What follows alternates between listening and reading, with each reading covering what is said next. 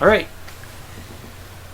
Alright, so I'm starting a brand new playthrough of Pokemon Legends Arceus.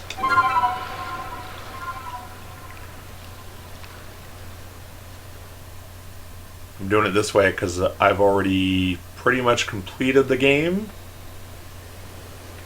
And Ryan, oh, and apparently I already started this one just to the beginning. Yeah. and this is Jerry. Ryan's at my house doing this, so this is for Terry, so she can see if she likes it. And normally when you start the game up, it'll give you a brief little intro video, and it'll allow you to select your character. I've already done that part. And then it'll give you a little cutscene when you enter this land. This is called the Hisuiya region. Okay. And you basically meet the Pokemon Arceus. It doesn't outwardly tell you that, but you do. And he gives you a phone-like device, similar to like what you have in Sword and Shield. Okay. And it kind of guides you through different sections and gives you quests to complete through the course of the game. Is that little target thing where you need to go? Yep, and that is part of the Arc phone, as it's called. Ah, okay. It won't always show you that, but it will on occasion. I guess. And there's the Arc phone. So I guess once you get into it, it figures. Oh, you should know what's going on. Yeah, I mean it does the basic intro stuff like most Pokemon games will. But yeah, see, I'm about to get the actual Arc phone right now.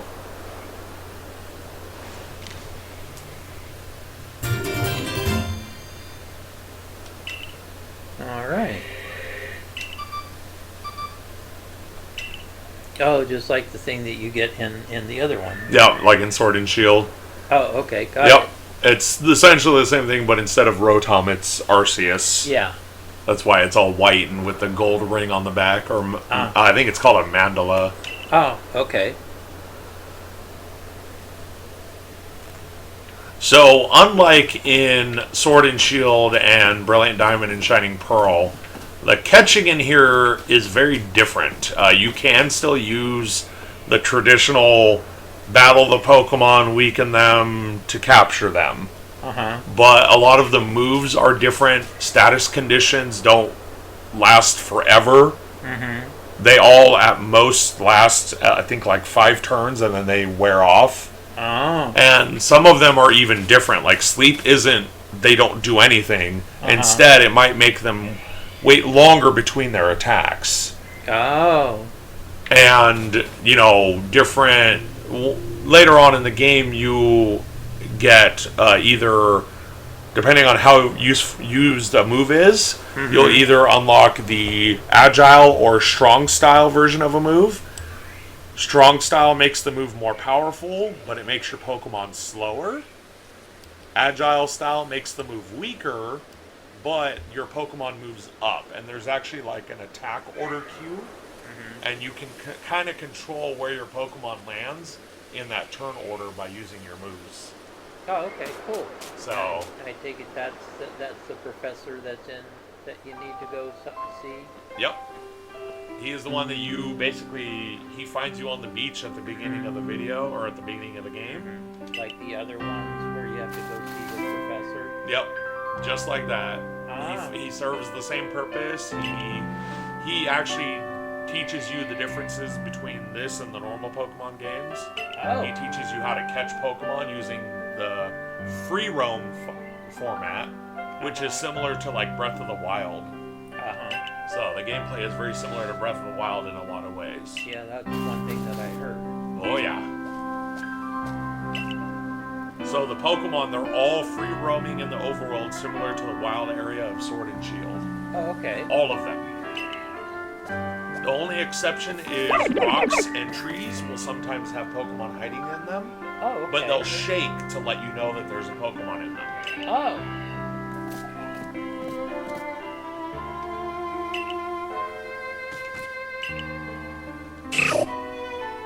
So it's kind of just introducing you to the 3 starters of the Hisuiya region. Oh, okay, just like the other ones. So these are the 3 starters. Yep, but unlike the other games, the Pokemon that you can choose to start from in this game, none of them are actually originally from this region. They're all originally from other regions, and they're brought here by the professor that you're talking to right now. Oh, okay. So, and just like there's a fire type, a water type, and a grass type. Yep, just like all the other ones, you still got your fire, grass, and water. And this is the Pokeball. It is a little different, as you can tell, because this is a basically ancient version of all of the other Pokemon games. This comes way before timeline-wise. Oh, okay. Now, 50 Pokeballs may seem like a lot, but they go really fast if you're trying to catch the other way. I can imagine. Yeah, I can imagine how fast they can go through. Yeah. So he's kind of giving you... Basically, a lot of the people in this time period, they are afraid of Pokemon. So they don't usually willingly go out and attempt to catch them like you do in all the other games. Oh. It's a very different time period, and that lifestyle doesn't exist. Most people are afraid of Pokemon in here. Oh, okay. So, just like in Breath of the Wild, you can crouch, and it makes it harder for the Pokemon to spot you. And you crouch by doing... You press B to crouch, and you press it again to uncrouch. Oh, okay, cool. And I don't remember if it's like this in Breath of the Wild, and actually I don't see any examples here, but there is tall grass that you can wander into, and if you're sneaking in tall grass, it makes you even more difficult to see. Okay. And the corners of your screen will actually kind of like darken to show that you're in cover. Oh. So to actually, and it's showing you on the left-hand side, in order to actually catch a Pokemon, you use the ZR button, which is your bottom right trigger, to aim, and you use your right thumbstick to actually look around, and your left thumbstick to move. So you can still do all this while attempting to catch Pokemon. Oh, okay. And as you notice, as I get close, it gives me like little parentheses around the Pokemon. That's showing that I'm relatively close. This little radar thing. Yep. And it's showing me that it's probably going to be easier to catch it from this range. Ah, okay. Now, one thing that you also may want to know is that in order to make it easier to catch Pokemon, it's best to try and hit them in the back with the Pokeball. In the back? Yep, because it's like you surprised them. So they have a lower chance of escaping. So, let's see if I can do it.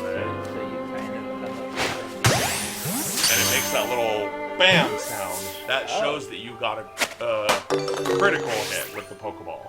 Oh. And that little firework thing shows that you've caught it. Oh, that's cool. So, very different. And every time you hit it from the back, will it always do a critical hit? It'll always make that sound, and it'll be a critical hit. Unless they have spotted you, then you may hear a thunk, and it means that you failed to catch it, and they just knocked the Pokeball away. Oh, okay. But you'll know that because you'll see a red eyeball in the top middle of your screen, showing that you've been spotted. Oh, okay. So if you've been spotted, just forget about it and go somewhere else? If you want to try and capture it sneakily, yes. If you want to just battle it, then you just throw your Pokemon instead. And I'll show you how to do that. I don't have an actual Pokemon yet to use, so I can't actually show you that. But I'll show you what happens when you throw your Pokeball without it being a rear hit. So I'm close to his face. That's a normal capture. Yeah, it's not meant to really be a difficult thing for these first two catches. The third catch, I think it intentionally breaks out on purpose during the display of how you do it, just so that you know what to expect. And usually if they do break out, then they'll kind of run away, depending on the Pokemon. So do you have to capture all three Pokemon that he has to show you, that he shows you in the beginning? Yes, you're capturing all three just to return them to him, because they escaped from his vision. Oh, I see. I got it. The last one, he's over this way by the rocks. So, one other thing that you should know is that down there on the right bottom corner, that is where my items would be if I had additional items. And in order to switch to my Pokemon once I have them, you press X and it swaps between the two menu rotations. Oh, okay, cool. Oh, hey, there it is. So watch, if I throw it, I think he breaks out right away. Oh, I missed. Well, let's see. That's critical. Let's see if he breaks out, though. See? Yeah, he broke out. Yep. Now, every Pokemon has a different temperament. Yeah. Some Pokemon are extremely skittish. So if they even see you or hear you, they'll run away. Oh, okay. And it'll be very difficult to catch them. Other Pokemon, if they see or hear you, they'll start charging towards you and try to attack you. Oh, okay. And just like in Breath of the Wild, you can actually get hurt by the Pokemon in the world. So they will launch attacks at you, and if you get hit by too many, you will black out. Just like Sword and Shield, well, where they come and attack you. Yeah, only in here, it doesn't automatically start a battle. Oh. When they attack you in here, if you get hit too many times, you black out and you lose items. Oh. Temporarily, potentially, but you will lose items. You might get them back if somebody helps you, though. Somebody means somebody helped you. So when you die, or when you black out, other players online, if you're playing online mode, or if you're on a profile that has Nintendo Switch Online, other players can help you find your stuff and return it to you. Oh. And in fact, when you're looking at the map, you will see that. You will see them listed on your map. That my sister and I play together. Oh yes. Now, it's not directly playing together like it is on Sword and Shield. Yeah. There's no actual like battling each other or traveling together, but you can trade with each other and you can help each other recover each other's items. Oh. So it's not always going to be that you'll get her item, you'll find her satchels, that's what they're called, but that can happen.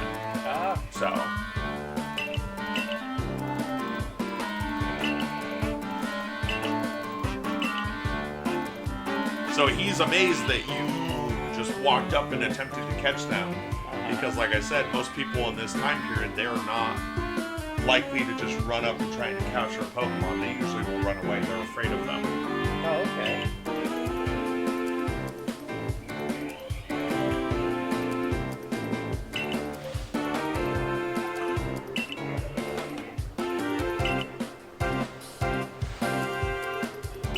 And basically, at least it seems the premise of the story is that your character is brought back into the past from the present. That's why you have a phone and why your clothes look odd, because they're modern day clothing, but you've been built in the past by Arceus himself. Oh, okay. And is that guy Arceus? No, that is just the professor. Oh, that's just the professor. Yep. Do we ever see him? Yes. He is a main part of the story, and he is near the end of the game. Oh, okay. And you actually get a chance to capture him if you meet the requirements. That's why I said in my other playthrough I'm pretty much done. I've already done that bit. What's that cloud thing? That's where you fell from. Oh. That's the rift in space and time, basically. Oh, okay. So, yeah. Oh. If you're into Doctor Who, it's timey-wimey. Maybe? It's a reference to Doctor Who. Oh, okay. But if not, basically that it's similar to like the time heist from Avengers, if you've seen those. Really? That sounds kind of similar to Diamond. Yes, because in Diamond and Pearl there is a city called Jubilife City. Right. This is the precursor to that location. Ah. This is the ancient version of that city. Ah. And it is literally like a feudal era town. Oh, we get to see the. Does it go do something with this? Oh yeah, that rift plays a huge part in the story, Oh. and you will see it pretty quick. Depends on how long we play, but you may see at least the beginnings of that happening. Okay. And basically, what's happening here, so that you don't necessarily have to read it all, is that the professor is basically speaking on your behalf, trying to, allow you to be welcomed into the village. Oh, okay. Because you're a stranger to these people, and you're dressed weird.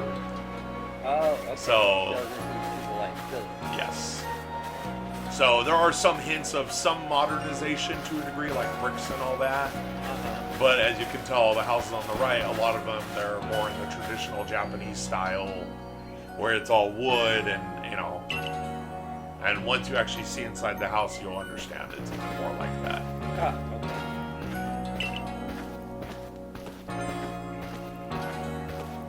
Yeah, see, a lot of the people are saying, where'd he come from? Some strange clothing.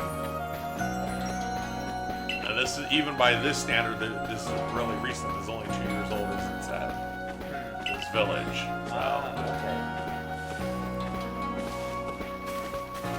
So that building is called, as it said, the Galaxy Hall. That might give you other inklings of Diamond and Pearl, which is Team Galactic. Oh, okay. Now, they're not necessarily bad guys. I would say they're more neutral to good. Oh. But it's kind of like, hints at like where Team Galactic might have started. Okay. And in fact, a lot of the characters in this game will look very familiar if you've played other Pokemon games, including Diamond and Pearl, or Brilliant Diamond Shining Pearl, and Sword and Shield even. Okay, cool.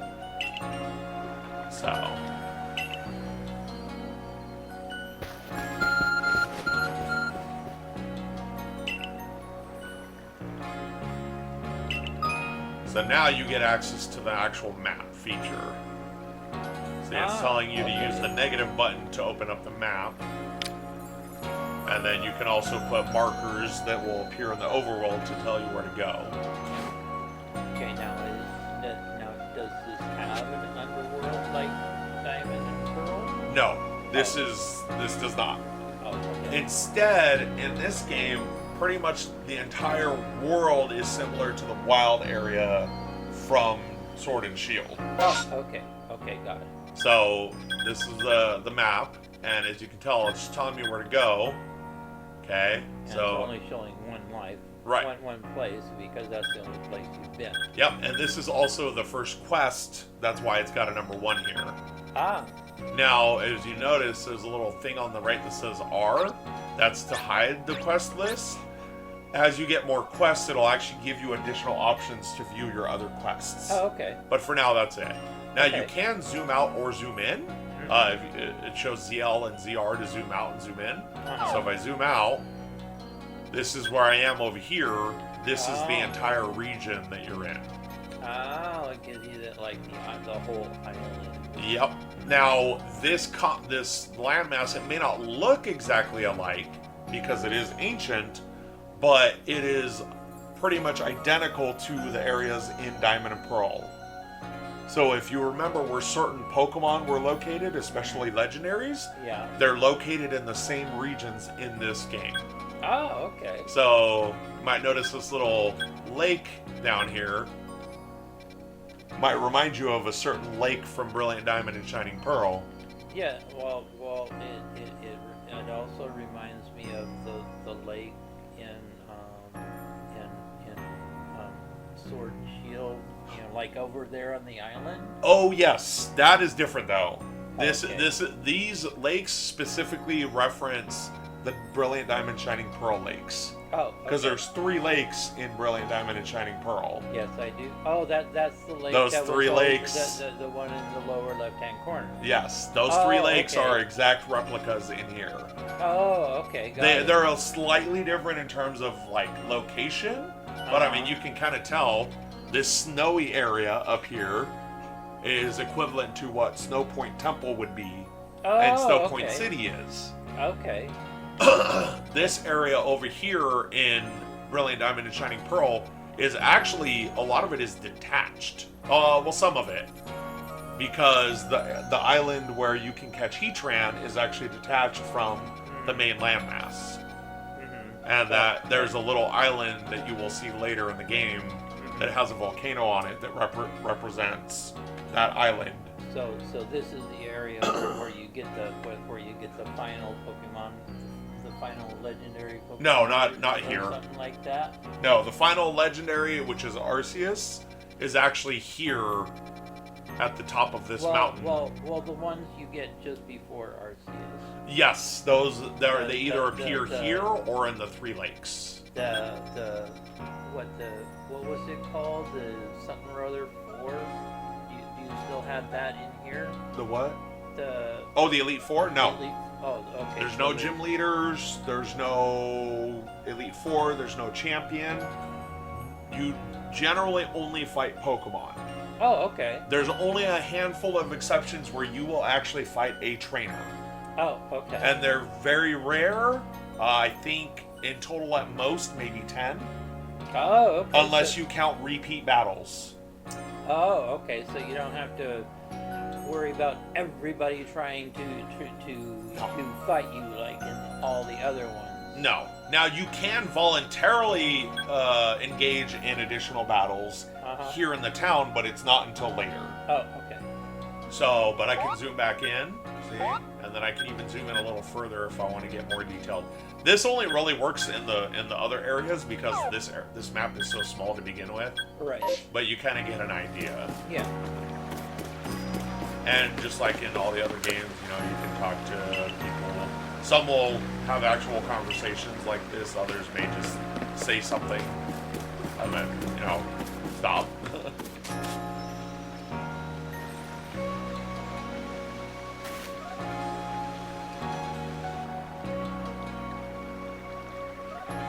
Say they don't trust you because you're a stranger.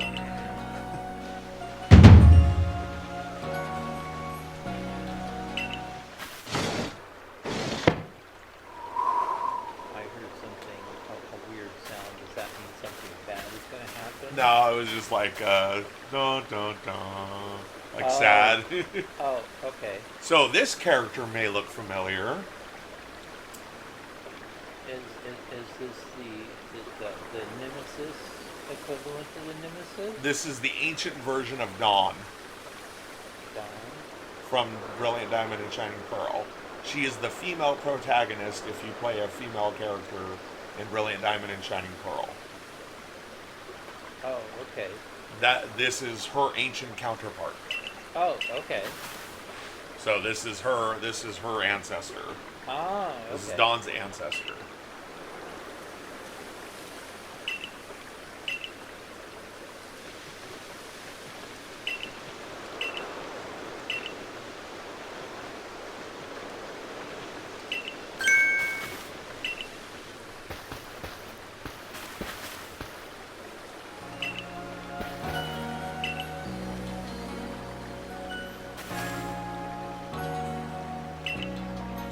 So basically what they're doing now is they're kind of describing the different factions. So within this city, there's different parts of the galaxy, the galaxy core. I forgot exactly what they're called. Yeah. The part of the group that you are is the survey corps. Oh, okay. Because you are surveying the land and determining what Pokemon are out there and what they do. Oh, okay. So, that is your role. There's also a construction corps. They build the buildings. They also build camps out in the wilderness and so on. And then you also have a healing corps. Basically, it sounds just like they are. They heal or whatever. Okay. They're basically like the medics. So, if you do get attacked too much, yeah. So she might look familiar. Loosely.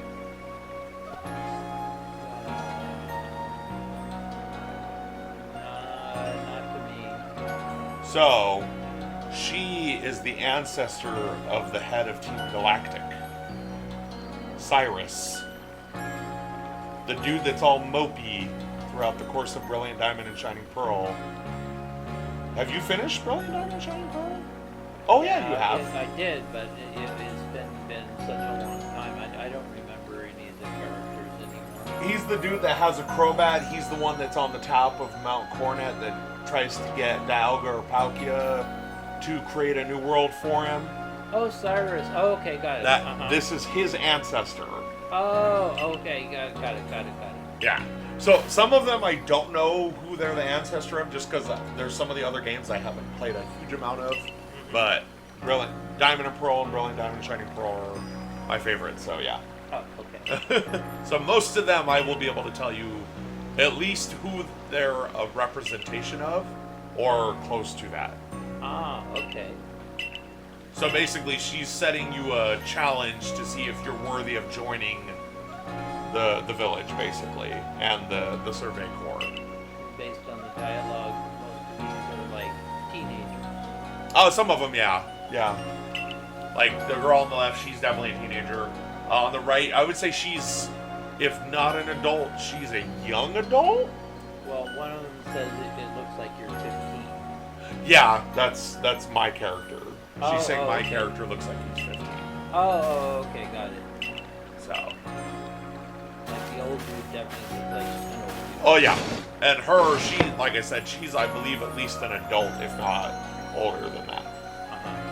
So. Or a younger adult. Yeah, whereas Akari on the right, who is Don's ancestor, and me, we're about 15-ish. Oh, okay. 15 to 16-ish. So. And for some reason, you eat potato mochi throughout the whole game. Okay, dokie. That's just the standard fare for this game. Okay. So pretty much every time you go here, it's pretty much potato mochi always. So now they're talking about the space-time rift, which is where you came from. Okay, the big black cloud.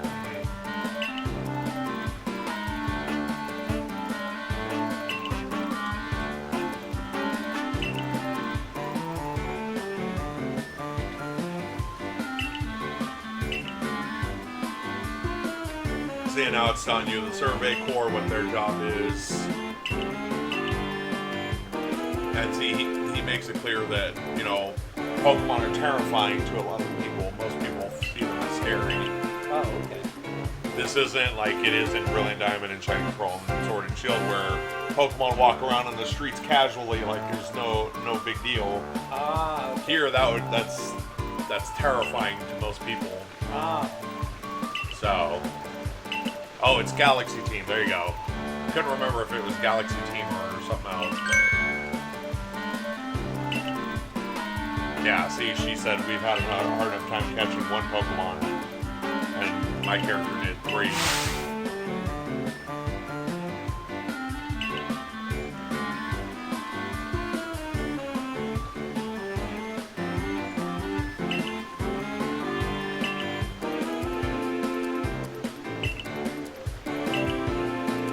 It's telling you to eat up, basically.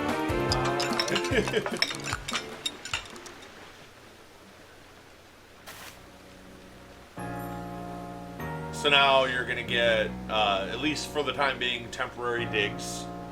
They're basically letting you stay in a home.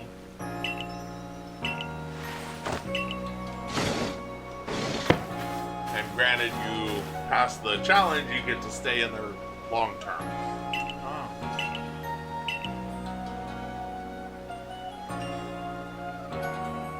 And that's the house that you get to stay in. Yep. And once I go inside, you will see what I mean by a more traditional Japanese style home.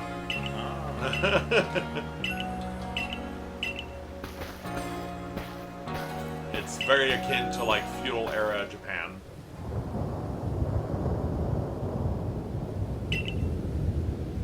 Oh, we're getting another thing with the cloud. Yep. That means we're getting transported somewhere? Not yet. Okay, so now it's just telling me to go to my hall that they allowed me to stay in. And now you'll see what I'm talking about.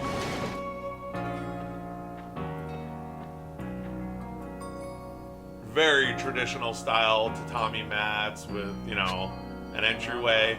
Now, a subtle little thing I didn't catch right away is that right here, see how I have my little sandals on?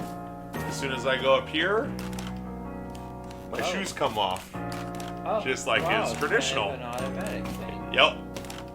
But yeah, it kind of lets you like investigate. It kind of says, oh, these things are such and such. It's basically giving you little tips about the game itself.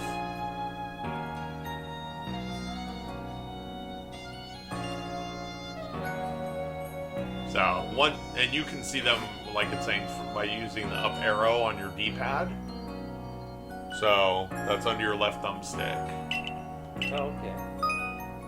So, it's showing you can actually use either autosave or you can use manual save. I typically do manual save just because that's what I'm used to. Right. You can kind of more finely control what things happen and what things don't happen. So, for me, I like it, but some people don't mind autosave. So, this is how you access that. So, up on your D-pad, and it takes you into... So, this is the save menu. Okay, so I can hit A to save it, and it tells you down on the bottom left when I last saved. Okay. And then, right now I only have these two options. The, basically ID card, and then the settings. So this is where I can do game controls if I want to adjust, or see them. This shows you all the buttons and what they do. And then when you're in battle, what all the buttons do. Oh, that's pretty cool. So in battle, even when you're in a battle, you can actually move around the battlefield. And you can run from a battle by literally getting too far away from the Pokemon. Oh, okay. That's how you run from a battle in here. Oh. Or you can try and do it the traditional way, but you can literally just walk away and you'll leave the battle. Oh, okay. So there's two different ways of doing that, and I'm going to turn off autosave now.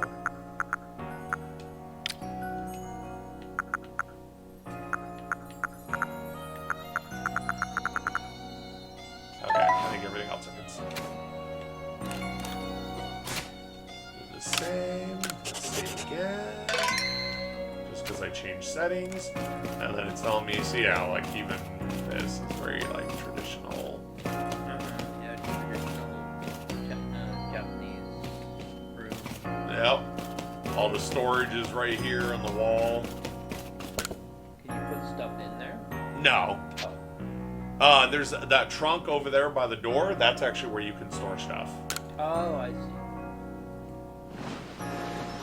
And it's not infinite, but it is very large. It holds 6 pages of like 30 items each.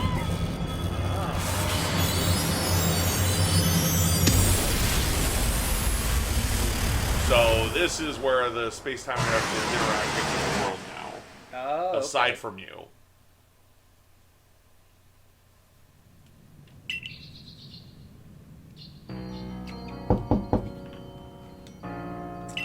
So all this stuff, Quasi, is happened while you were asleep. Yeah, the lightning happened while you were asleep. Ah, okay.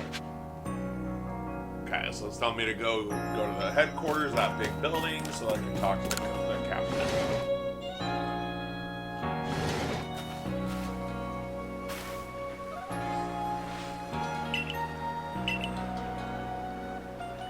So obviously, like most Pokemon games, it does start out a little slow just because it's kind of getting you into the swing of things. In this case, it's way more appropriate because this game is very different from most of the others. Most of the others follow, a pretty standard formula. Right. You run into the grass, you throw Pokeballs or battle a Pokemon, weaken it, and then capture it. It's completely different in here. For one, like I said, it's like the wild area everywhere. Your camera's free roam. Okay. You can completely control the camera. It gives you some weird, interesting looks at buildings that you would otherwise not see, but, comes with a 360-degree camera.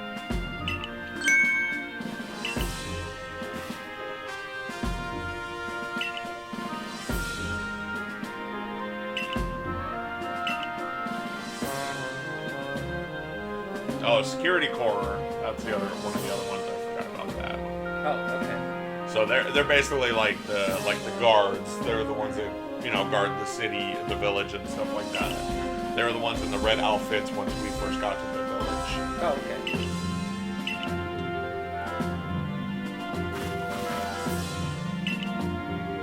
So, unlike the other games where you battle a gym leader to get a badge and do all that to rank up, and here, the way it works is as you capture Pokemon and get data for their Pokedex entries, it increases your rank in the Galaxy team.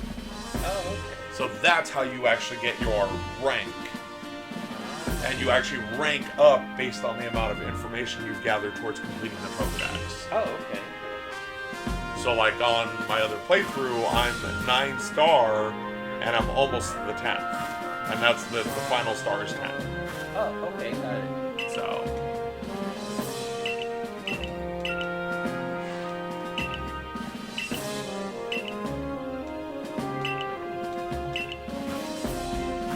So now I think she could give you some Pokeballs.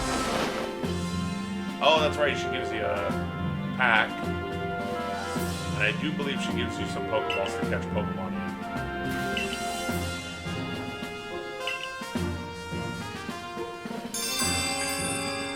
See? So, Team Galaxy's entry trial.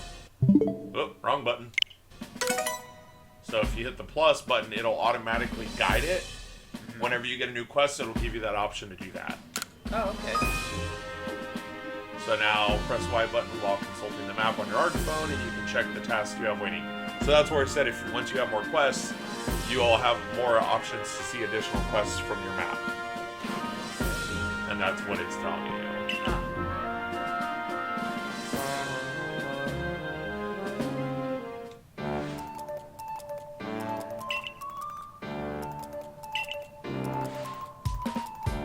Well, if I appear to be drowsy, it's just the medication. Just keep on. Oh, okay. Just keep on. Don't worry about it. Okay. It's just the medication. Okay. So you did look a little drowsy. No,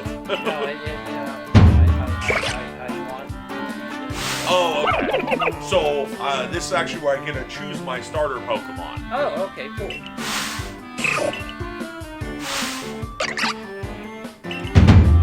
So last time I chose Cyndaquil, which is the little fire,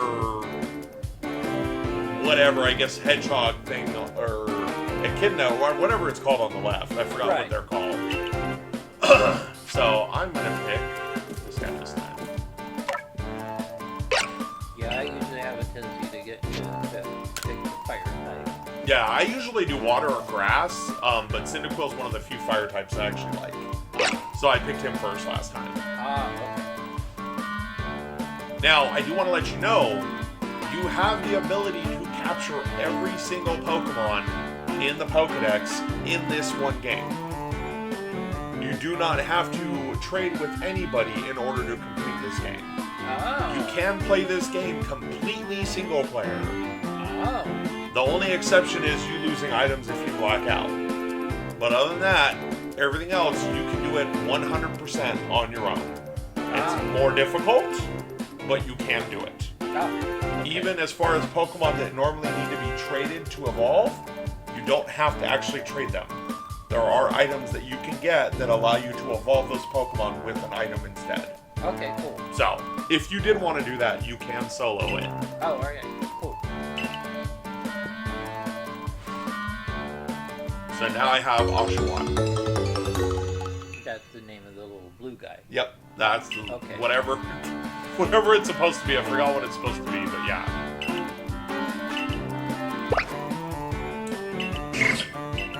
And the other two stay with the professor. Okay. Now, this is associated with Pokemon Home at all? Not yet, but integration for Brilliant Diamond and Shining Pearl, and potentially this are coming up. Okay. So Brilliant Diamond and Shining Pearl are almost, I think, are soon to be integrated, and I don't think this will be too long to follow. Oh, okay, yeah, because... It's almost identical Pokemon. Because I remember last year, like we were waiting for that to online, Yeah. and I figured, well, shoot, it's what month is April. I figured, oh shoot, it should have been done at least by now. Yeah. Even in April, because I knew April, but I guess not. Yeah. Well, it actually hasn't even been a year yet since those came out. I thought those came out in like June. Something like that. Because I know this came out in like November. Yeah, I want to say Brilliant Diamond and Shining Pearl either came out May, June, or July, one of those months. Yeah, somewhere's around there. So.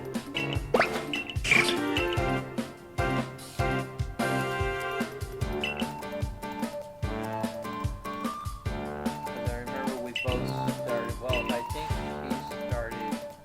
she got, Oh, there you go. He gave you Pokeballs. oh, okay, cool.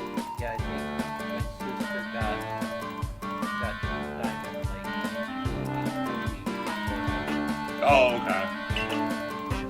Now, also, I do want to let you know that most of the items that you use in the normal games, Yeah. most of them you can actually craft yourself in here. Oh, cool. You find the materials and then you make the items. Oh, that's really cool. You have to learn the recipes, but you can craft them. Oh, okay. I don't remember how quickly that comes into play, but it's pretty quick. Oh. And if not, you can still buy a lot of them. Not all of them, but you Okay. can buy a lot of the items still also if you want to just do it that way. Okay. Well, that has kind of a little bit of a taste of Stardew Valley, where you have to you have to get the recipes, to learn stuff, and then you have to collect the things to actually make it. Yep. And in here, the other big thing is that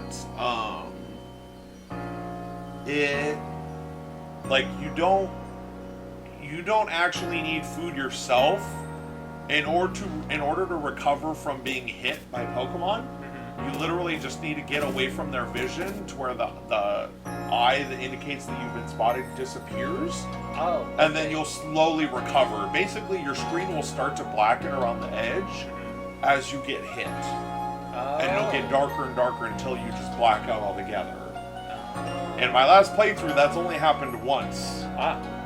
So I've only had to have someone recover my items once for me. Oh. And that was okay. it. So it may happen during the trials.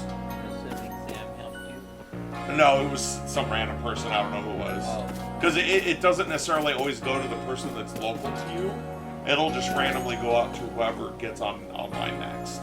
Okay. After you lose your stuff. So is this kind of a community type thing? Yes. Where a lot of other people can play in the same field? You don't ever see them, no.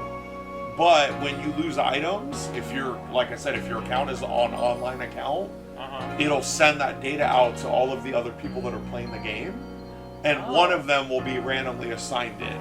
Oh, okay. Or it may even be more than one person gets it randomly assigned. Oh. I'm not actually sure exactly how that function works. Like say you were in it and somebody lost something, the game could assign you, hey, this person Lost this satchel. Lost satchel.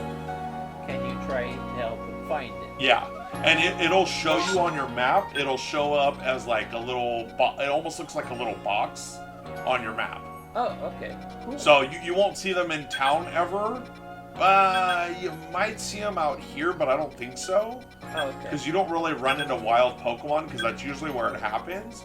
Or like if you take too much fall damage, it can happen. But that's usually about it.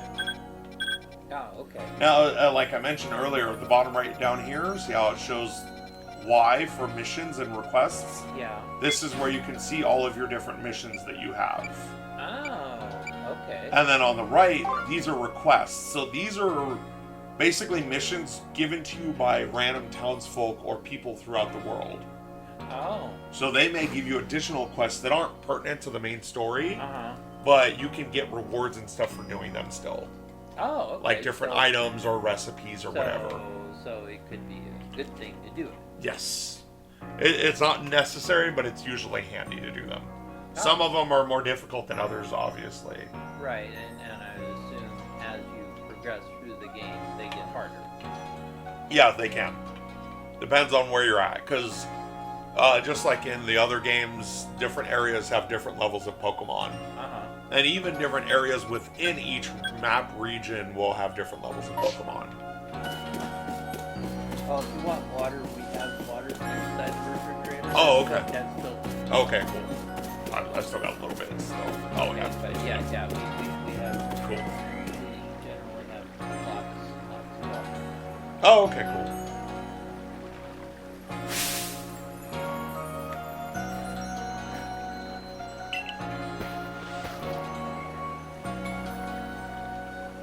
So the Ginkgo Guild is basically the merchant guild of Hisui, or Hisui region.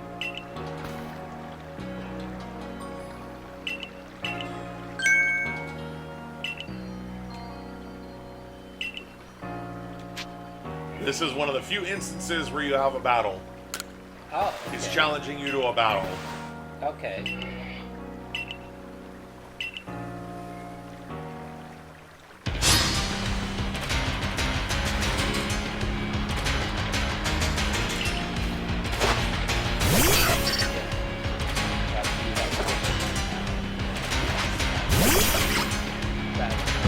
Yeah. So, as I mentioned, you can actively move around during the battle. Okay.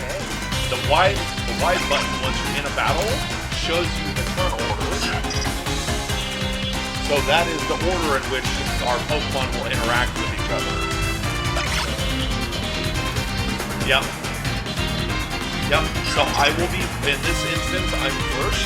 After I attack, you get an option to attack. Your Pokemon speed will determine how often you get to attack compared to other Pokemon. So if your Pokemon is really fast and the other Pokemon you're battling is really slow, you're more likely going to be able to attack twice in a row, while they're only attacking every other time.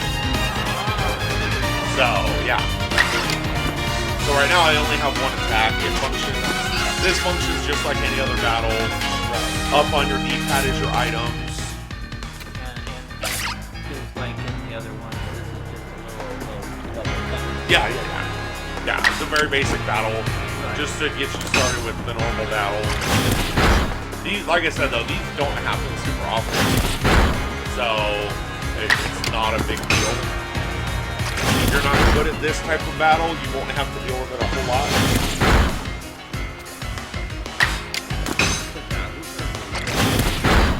Oh yeah, they're more interactive. Especially once you start getting into the fancier stuff. Because as I mentioned, there's agile and strong style moves. Mm-hmm. Any move can be like that. So, yep. Cool. And just like in the Sword and Shield and Brilliant Diamond Shining Pearl, when you complete a battle or capture a Pokemon, all of your Pokemon will get experience. Oh, okay, cool. See? And unlike in Brilliant Diamond, Shining Pearl, and Sword and Shield, in here, it'll let you know when a Pokemon is ready to evolve, but you actually get to choose when it happens. Oh. And you can do it at any time. You don't have to wait for it to level up again to evolve. Oh. You can do it in the middle. You can't do it in the middle of battle, but you can do it just, you're walking around, hey, I want to evolve now. You can evolve. Cool. Just as long as it says it's ready. Yep. And your moves, you do not lose attack moves when you learn new ones. Instead, they are added to your Pokemon's list of possible moves they can use. Oh. But you can only have 4 active moves to choose from at a time. You get to change that list, though. Oh, okay. But I guess once you get into a battle, you cannot. Correct. But outside of a battle, anywhere else in the world, you can change your move list. Oh, okay, cool. So, as soon as I'm done here, I'll actually show you what that kind of looks like. Right now, it's going to say I have no moves. Mm-hmm. Or, well, maybe I can show you with my other playthrough. Oh, okay. What that looks like. Because right here, you're not going to see anything. Because I don't have any other moves yet.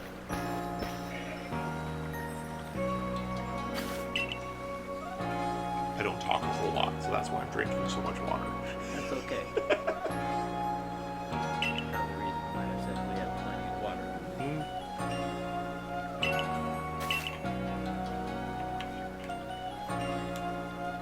Yeah, and like I said, when you black out, basically those guys go and recover you and bring you back to the village. Oh. Or to the camp. Oh, okay. The nearest camp. So now I'm gonna leave. But they take. No, when you black out, you just lose stuff. Basically, it's like you drop stuff in the grass, and they can't find it. Oh, okay. Kind of like in one of the other games, when you died, You lose money. you lose money. But there was one, if you died, all you had to go back to that location to pick everything up. Oh, I know it's like that in Minecraft. Well, no, there was it was Diamond and Pearl. You know, like if you got killed and you had a bunch of stuff, everything just fell to the ground, and you had to go back or something like that. I think it was in that one, but I don't know. I'm just confused. But it seems like I remember something like that. I know it. Like I said, I don't remember that. Oh, I don't know if I've ever blacked out in Brilliant Diamond Shining Pearl. But in the original Diamond and Pearl, it functioned just like Sword and Shield, where when you blacked out, you lost money and that was it. Oh, and you'd okay. return to the last Pokemon Center you were at. Oh, okay, got it. So you might be thinking Minecraft though, because I know in Minecraft that's how it is. When you die, everything spills on the ground and you have to go get it. Oh, yeah, that's right. It is Minecraft. Okay. Oh, okay. Yeah, it was some game that you and I played. Oh yeah, it and was that Minecraft. You were teaching me. Yeah, oh, it was okay, definitely yeah. Minecraft then. Yeah, because that one, if you die, you have like 5 minutes to go and recover your stuff, or it disappears. Right. Yeah. That's Minecraft. Okay. Yeah. Okay. Yeah, that was in Minecraft. Yeah, you can't really recover your stuff in here, or somebody else has to recover it. Right. That's why I said this. That's the only part of this game that technically isn't completely solo playable, but everything else is. Ah, okay. Got it.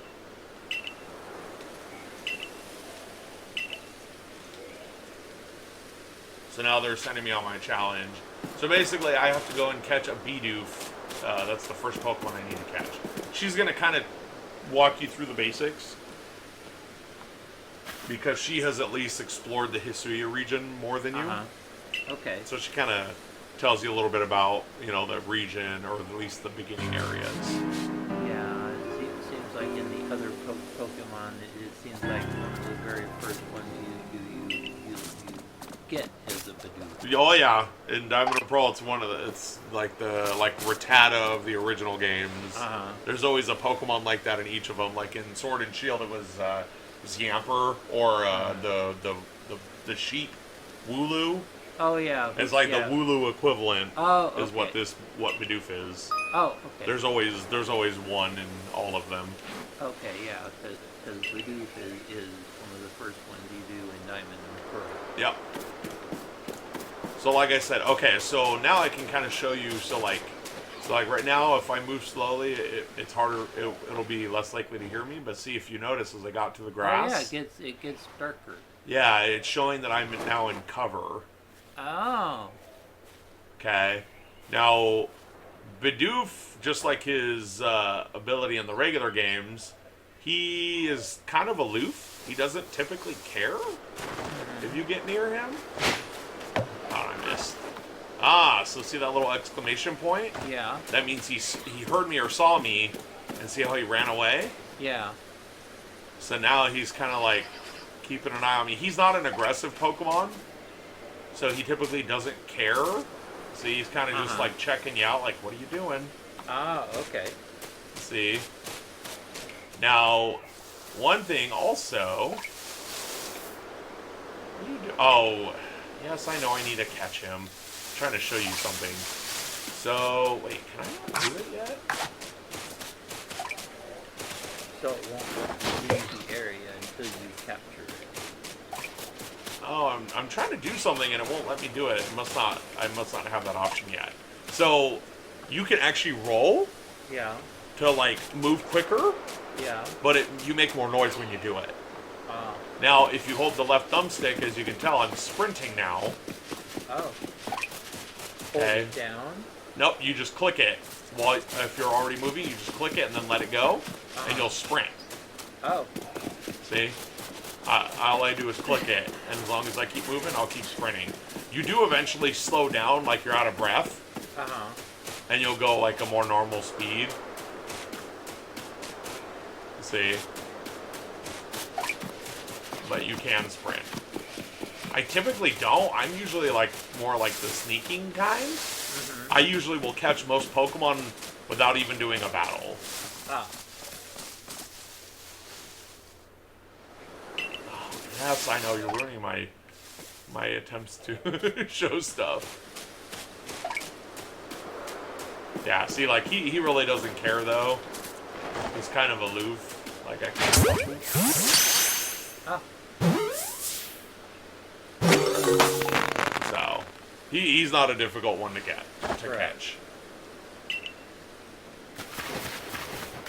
So you actually don't. I don't think it. Yeah, you don't have access to the Pokedex yet. It's actually technically more like a journal. It's not actually a digital device. It's just a journal. But you know, it does kind of give you that feel. Where's the other one again? Starly. Oh, this one is skittish. You know, it's saying right now. Right. Basically, if it sees you or hears you, it's probably going to run away, which means it's more difficult to catch. Or fly away, seeing how it's Yeah. bird. Well, it will start by trying to run away, and then if it can't, then it'll try to fly. Oh, okay. So this is where the sneaking aspect, and it's kind of teaching you how. But I'll just show. So. Oh, okay, got it. So in this case, you want to try and crouch right away, so it's down there. Now remember I told you that if you get close, it'll automatically give you that. Right. That way it's a little easier to see a Pokemon, especially if they're in like the grass. It makes it a little easier to determine where they are. And whether you're in range. Yeah. Technically you can throw the ball from outside range, but you have to aim up more. Because there's an arc on it, just like there would be in real life. Oh, okay, so there's a gravity aspect. Yeah. Built into the physics of the game. Yep. And there are different types of Pokeballs, and gravity has different effects on the different Pokeballs because of their type. Okay. So, yeah. And just like in Brilliant Diamond and Shining Pearl, you have Pokeballs, Great Balls, Ultra Balls. There's no Master Ball. There's something similar to a Master Ball, but it doesn't function exactly the same way, if I remember right. Okay. So one thing, let me see if she's going to let me do this, because I'm kind of going away. So this is one of the material items that you can pick up. Leak, yep. And that is one of the items used to create potions. Oh. Okay, so as you notice, those Pokemon I caught, they're in my team. Just like in the regular games. Oh, that's pretty cool. So now, if I go to the left, you can now see my items and my Pokemon. Cool. Okay, so this is where it's a little different from the regular games. So you have the check summary page, just like the normal ones. Right. You can actually nickname your Pokemon anytime, anywhere, except for battles. You can change your moves. So this is what I was talking about. Now you won't really see a huge amount of like difference here because I only have 2 moves. Right. But once I hit more than 4 moves, on the right side, I'll have my 4 moves that I can use currently, and on the left, I'll have the additional moves that I can choose from, and I can swap them in and out, and I confirm them by pressing X. And if I want to reorder them, I hit Y to move them around. So like if you see a Pokemon off in the distance and you know, well, this kind of move would be good for him, so you can go change and say Before you go battle. So here I better put this move on him, so I can get him. Yep. And in fact, False Swipe, the move that leaves the Pokemon with 1 hit point always, Yeah. is even better in here because you don't always have to have it taking up a slot on your move set. Oh, cool. You can change it out only when you actually need it. Cool. See, like, he only has 1 move, so it doesn't matter what I do. Right. And I think he only has 1 move as well. Yeah, so. But yeah, kind of gives you an idea of how that mechanic works. Now, see how there's a tree there with berries on it? So if I throw one of my Pokemon at it, he'll attack the tree and harvest the berries for me. Cool. And then he comes back. Yep. And if I want, I can throw all my Pokemon out and just have them chill in the world. And I can talk to them. But they're all still yours. Yep. So if you walk around, will they all No, if you walk around, they'll eventually just return to their Pokeball. Oh. It's not like Brilliant Diamond and Shining Pearl, or like the Isle of Armor and Crown Tundra and Sword and Shield. Uh-huh. So, like, watch, I'll show you. I'll walk away. See? Oh, they just return. They just return. So you don't have to worry about forgetting your Pokemon and having to go back and get them. Ah, okay. Got it. So now... Okay, so now she's going to tell me. So this is going to be a hostile Pokemon. Oh, I already know how to throw this. It's telling me how to throw my partner Pokemon out. So it's showing me to basically use a Pokemon to try and catch them. And it's telling you to press X to swap between your Pokemon menu and your item menu.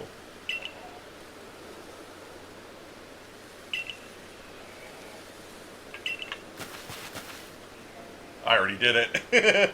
She's trying to tell me how to harvest the tree, but I already did it.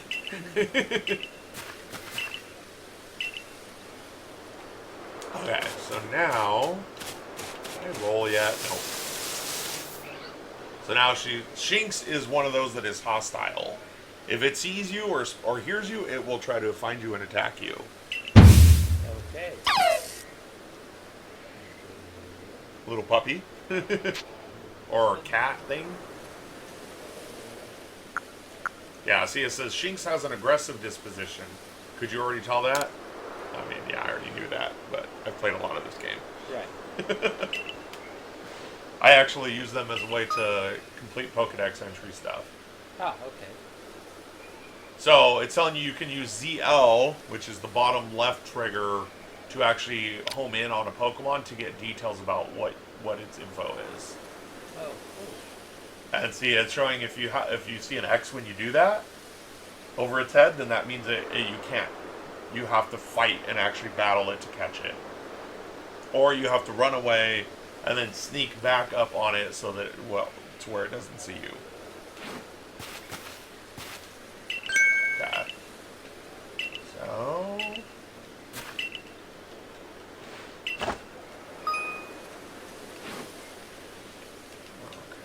It wants me to battle, though.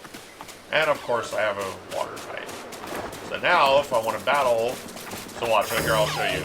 So if I don't do anything, it's going to try to actually launch an attack at me. Oh, I think it is. You can actually attack me?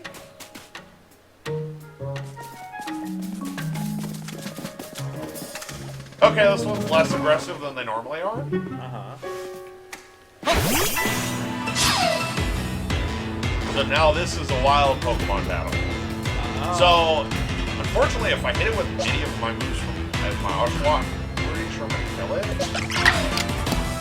I am higher level than it. So let's go with... Oops, got a switch.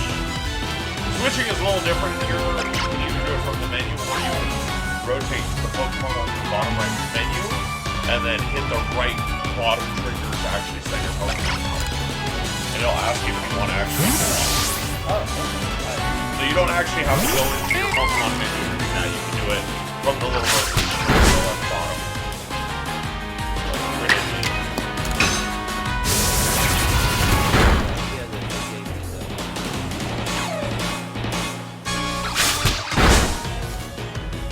Yeah, Yeah. So he used a move that increases his priority. So what that can often do is sometimes make it where he can attack me more often than I can attack him. Now, I am going to heal. One thing you'll notice, a basic potion in here heals 60 hit points instead of 20. Which is a huge difference. But that comes in very handy in this game. Because you will often use health very quickly like this. Hit me twice in a row.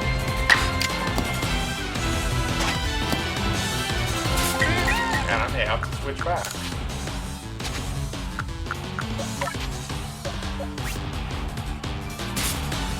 Here I am. Switch back. Unfortunately, he's not holding his own very well. One-handed.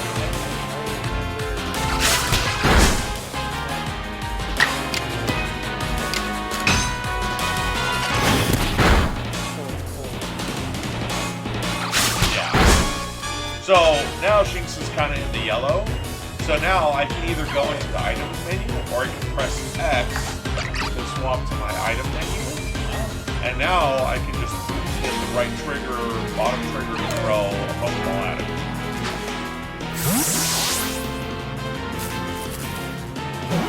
So if I get the little firework, he did not get caught. Broke out.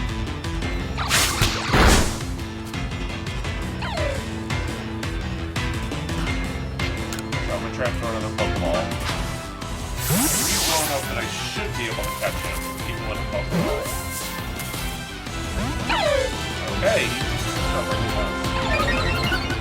uh-oh. So now his attack and defensive stats went up. I'm gonna heal before I try to catch him again.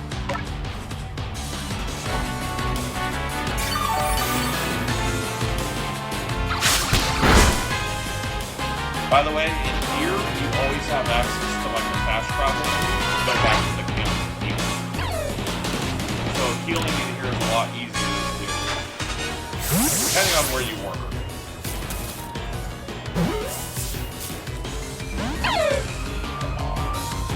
Not bad.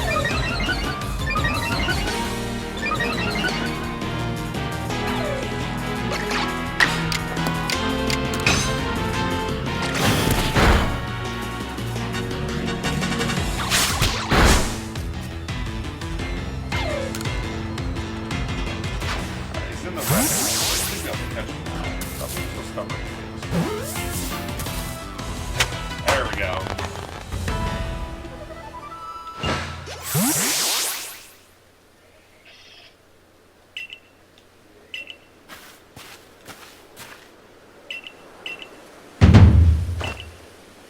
So basically you completed the challenge to basically join the Galaxy team.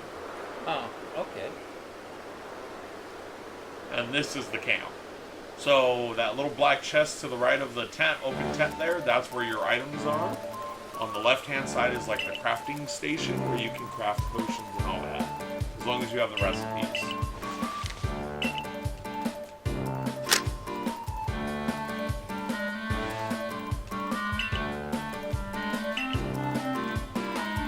And he just took a picture for my ID card, which shouldn't be possible because this is ancient times, but you know. There's lights and stuff inside the building, so it takes some liberties.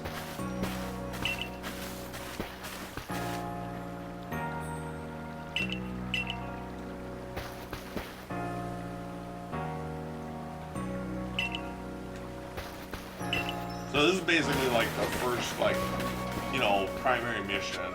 Oh, okay.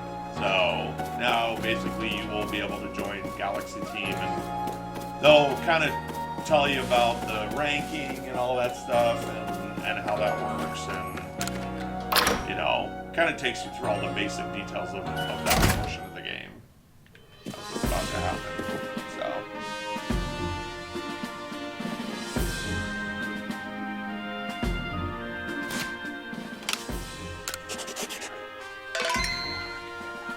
Huh? He said if you want, it can come out. I told you I'm on keyboard. Oh, okay. So just keep Okay. I can watch this later. I know, it just... I can watch this later. Okay. I also don't want to give away too much either. That's what I'm saying. This kind of gives you like the basic idea of the game. Yeah, I want to see this. Okay. And you don't come over very often, so Yeah. So this is an opportunity for you to actually record it and talk. That's true. You know, like it's like this is the first time that we've been able to do this. That's true. So, okay. So I'm very glad that you're doing this, and like I said, use the fact that it's just the medication makes me do it. Okay. Okay, so now it's actually giving me an option to go change my outfit from my modern day clothing into my history of recent clothing. So there is, just like in Sword and Shield and Brilliant Diamond and Shining Pearl, there are options to change your clothing. Oh, okay. And your hairstyles. So there's different merchants here that allow you to do that. Oh, okay. This is clearly the barber to change your hair. Oh, okay. This is the regular merchant, who will sell you items.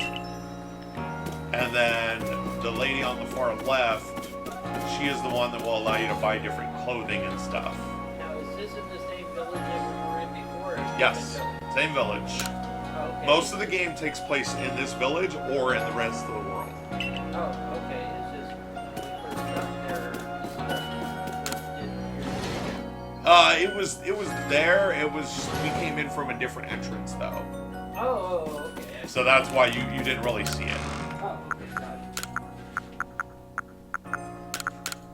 So I'm just putting stuff away in my boxes. So okay, so there's 6 pages of 30 items, just like in the regular, just like Pokemon boxes.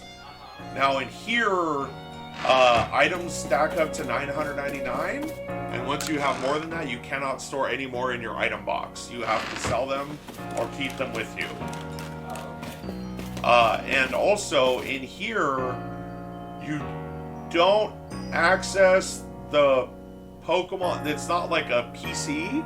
Instead, there's like fields where your Pokemon are kept, and you can access them from the camps or when you get to town.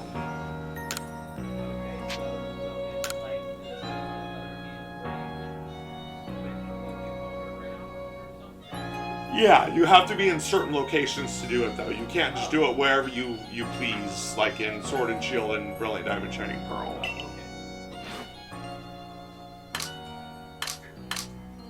So it's giving me the different choices of outfits. I only have 2 different outfits to choose from.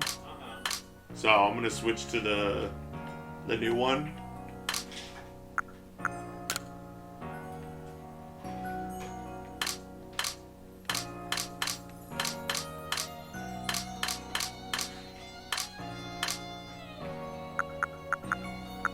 You can change your eye color at any time because they have contacts of different colors.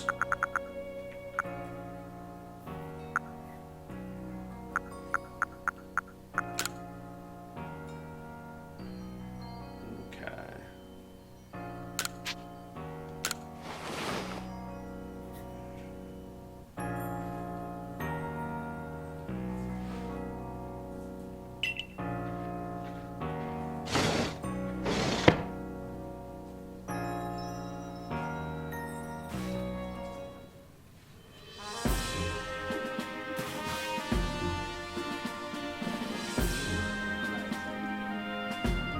Oh, gotcha. Oh, 2 milligrams. Man.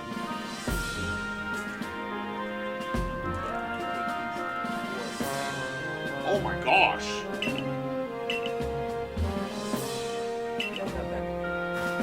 Yikes. That's crazy. Yeah, eventually I'm gonna have to switch it back to 3 times a day. Right. But yeah, these are like I said, Good stuff. five times strength. Right. So now my character might look familiar as well. That's the same one. Yeah, but now with the hat on and everything, Oh. and the scarf, this is the male character from Diamond and Pearl. Oh, Pop? No, the main male character, not the rival. Oh, okay. Not Barry, the blonde-haired guy. Oh, okay. This is the actual main male character. Oh, okay. So this is it. Well, minus the old ancient style regular bottom clothing, the scarf with the hat is very reminiscent of the main character from Brilliant Diamond Shining Pearl, the male form. Oh, I gotta go upstairs. That's right. So this place actually has several floors. And what is this? So this is the Galaxy Hall. This is Galaxy Team's main headquarters. Oh, okay, got it. And this is like the head honcho. Which I assume you have to talk to. Yep.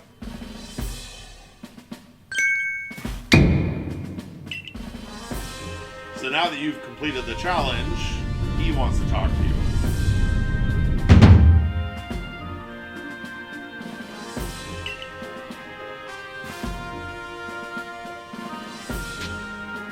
You know, I just realized Galaxy Expedition Team, their acronym is literally GET. The GET team. Oh. Or GET Squad.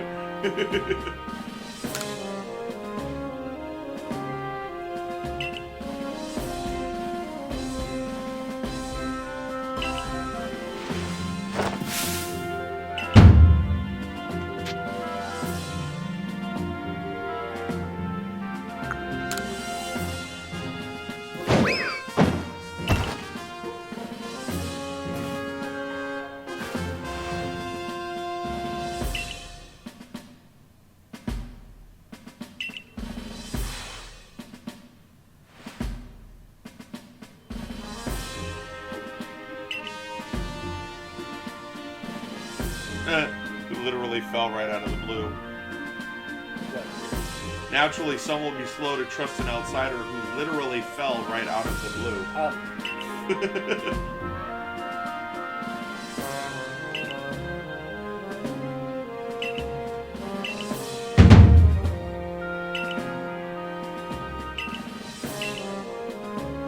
Now he's basically giving you the more like long-term goal. So I just completed the base of the first mission, and now I will actually get my rank and all that.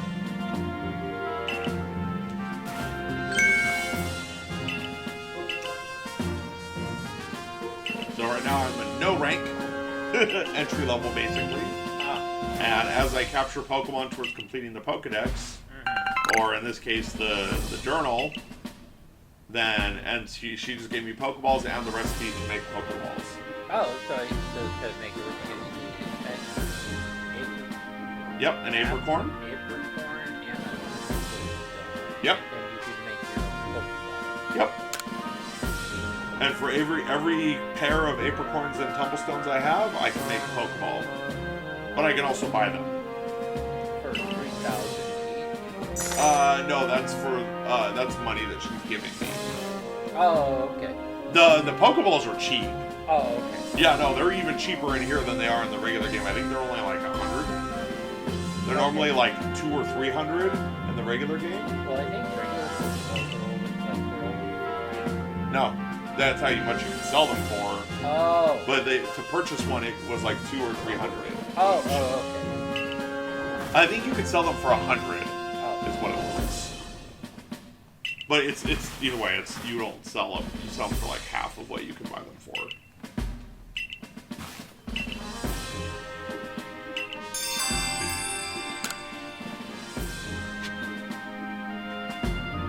So if I go to the craft works, which is what it's telling me to do, I can go and learn how to craft additional items. And actually, that's what it wants me to do. So it's telling me to go outside the building.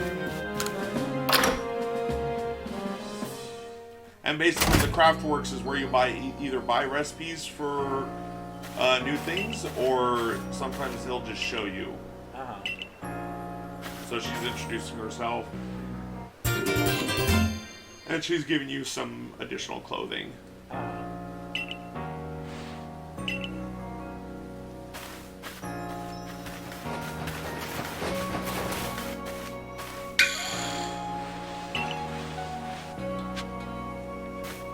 like that pesky little sister that, leave me alone now. It's actually exactly how she is in Brilliant Diamond and Shining Pearl. Ah. Or if you pick the female character, the male character is. Ah.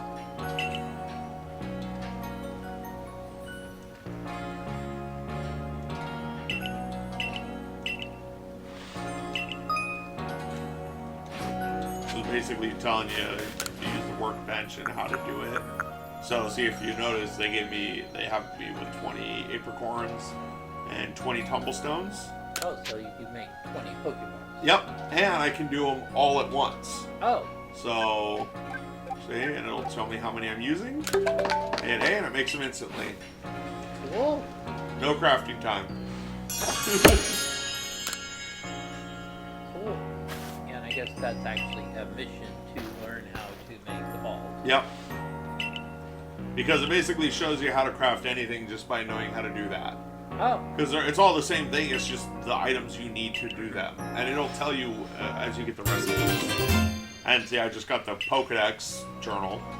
Okay, so now you have your Pokédex. Okay, yep. So, in here, I want to say there's 5 main regions that you can go to catch Pokemon. Mm-hmm. So right now I only have Obsidian Fieldlands. Mm-hmm. The first number is how many I've seen, the second is how many I've caught.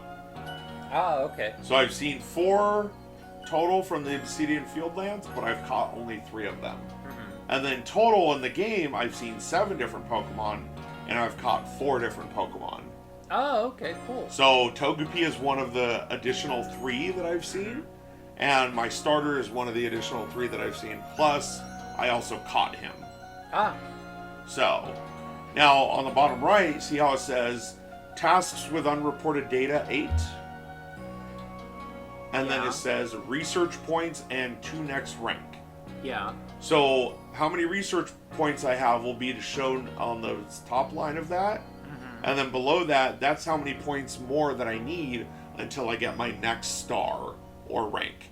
Okay, so I guess you just leveled up, so that's why you're down to 0? I just started. Oh. But I do have data to turn in. So, let me see, where does it show? It doesn't show it yet just because of where I'm at. But once you get, I think it's just because he just gave it to me, so I can't turn it in. But you normally will talk to him to update your Pokedex. Ah. He'll update the dex based on what you've discovered, and the more you discover, the more you'll know about that Pokemon in the future. Ah, okay. So like you may learn where it naturally spawns. You may learn what kind of items it typically drops when you defeat it. Oh. Or you may learn what kind of items it will typically give you, or what foods it likes. Because you can make certain food items as lures to lure Pokemon of that species or that type to your area. Uh-huh. So, that's why that's all helpful. Oh, okay. I'm gonna pause this thing for just a second. Let's see how big the file is. Alright, it's going again. Okay. So I'm just kind of going through the menu.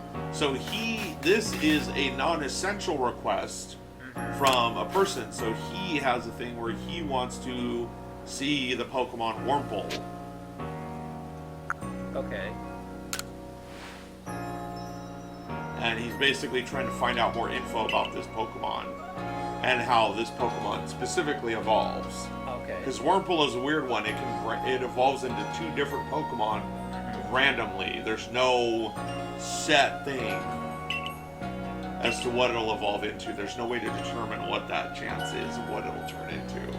Oh, okay. You basically don't know until it actually evolves for the first time. Uh-huh. Once it evolves once, then you know what it's going to turn into at the end. But Okay. and he's basically trying to learn about evolution and how it works in here. And it is, like I mentioned, slightly different because you don't have just the when they evolve that you can when they level up you can evolve them. Instead, here, once they get the opportunity to evolve, you can evolve them at any point afterwards going forward. Oh, okay, cool. So you could have it ready to evolve at 40 and wait until it's 99 and then evolve it. Ah, Or you could wait till it's 100 already and then evolve it. oh, It doesn't okay. matter. Cool. So he wants you to go catch a Wurmple for him and bring it back. See, and it tells me up there in the top right. Oh, okay. And here's another request. And saying Wurmple and... Yep. See, like there's a request here. I wonder what a Starly would look like. I actually have one of those.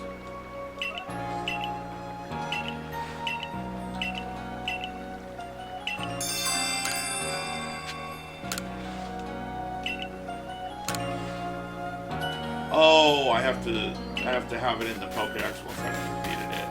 Okay. Forgot about that. Did you catch the Starly and that was it in your Pokédex? It does, but I have to report the data first, and I haven't been able to do that yet. Oh, okay. So, unlike in the regular games, in here, when you catch a Pokemon, it doesn't guarantee that you're going to be able to have it in your Pokedex right away. Oh, okay. And because you're making the first Pokedex here and now, it also means that as soon as you catch one, it doesn't mean you know everything about it right away. Oh. Because you're actually having to gather that info to make that entry. Oh. For the later games, basically. Oh, okay. So he wants to see a Shinx, and I actually happen to have one. So I'm going to show him my Shinx. And I take it he tells you something about Shinx. Yep. So he says that's it. Its ears have that yellow cross pattern on them. Kind of like a star. Uh-huh.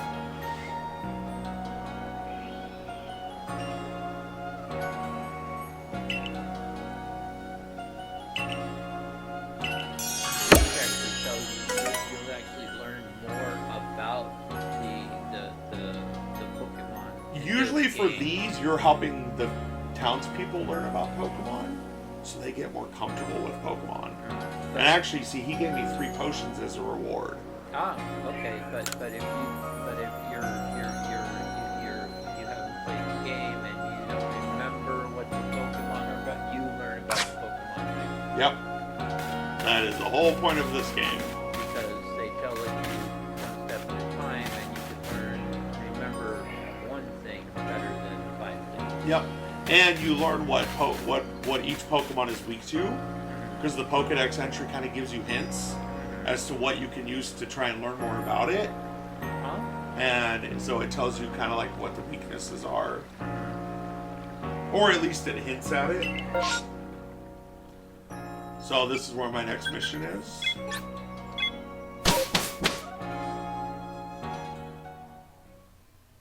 Did you just travel there? Yep. Oh. So in here, it's not like the Brilliant Diamond and Shining Pearl and Sword and Shield, where you can walk to each location directly. Instead, here you jump to each region of the map. Oh, okay. And then everything within that map is self-contained. You can walk anywhere within that, or fly, or whatever needs to happen to get there. Okay. So now he's going to kind of teach you a little bit more about the Pokedex and how it functions. It's kind of giving you a breakdown of some of the tasks that you can do to help complete the entry for that Pokemon. Uh-huh. And see, it kind of gives you an idea as to what details you need for it. Mm-hmm. But I'll just show you in like more detail.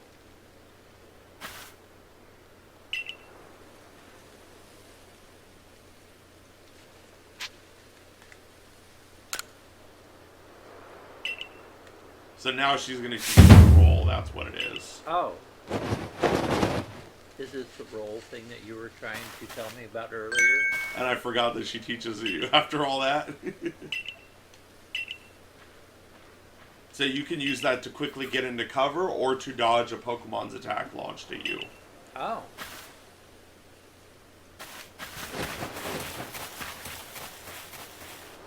So literally, when I first played this, I literally just walked around and explored and didn't even pay attention to the missions. Ah, okay. So this is very different Uh-huh. for me. So, like, I already have data for the Pokedex. Oh, did he already update it? Oh, he must have. No, he didn't. Oh, am I supposed to go follow her first?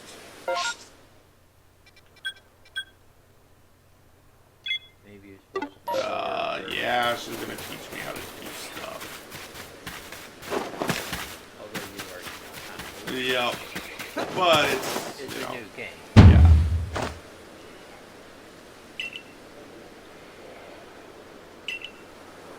It's basically telling me all the button commands. Okay. ZL to target a Pokemon to see more about it. What data you already have and so on. Okay.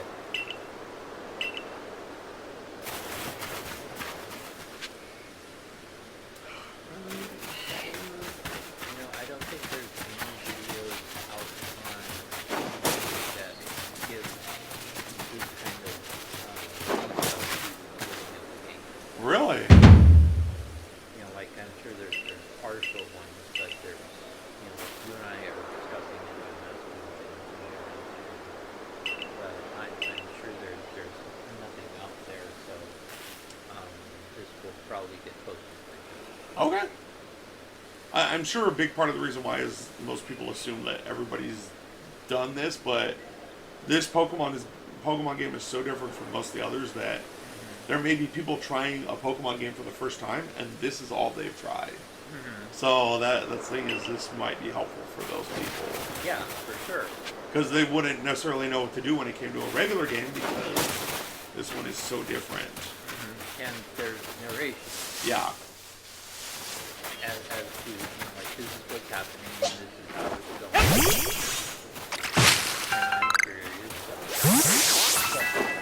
Yeah. So, you can drop pretty far without taking fall damage, but if you get to a certain height and fall, you can, like I said, let me see if I can demonstrate it for you. It is a little hard to get up on ledges like this early on, but let me see.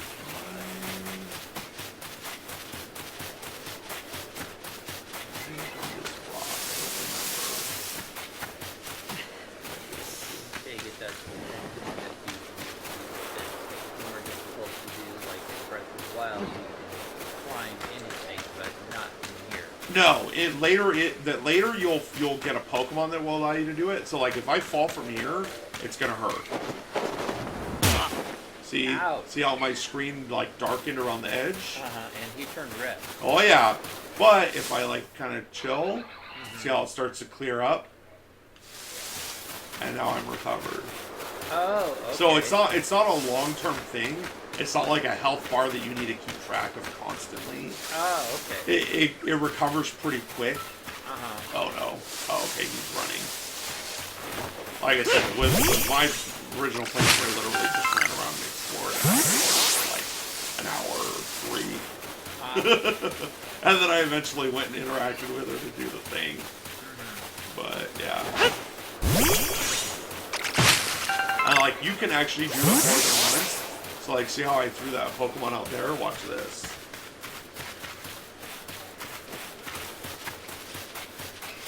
So there's a tree, there's 3 trees right here, right? And there was a leaf thing. Yep. So watch this. Switch. All in a row. Was there something in the tree? Yep, there was apricorns in the trees. Oh, I see. So you're picking apricorns. Yep, to make more Pokeballs. So like different trees. So like this tree up this way. I gotta be careful because there are some Pokemon that will attack me. Ooh, there's that rare Pokemon over there. I want to catch that. There's an Eevee out there, and they're really skittish. Oh yeah, I see it. Yeah. This is where it usually spawns. Yes, come closer.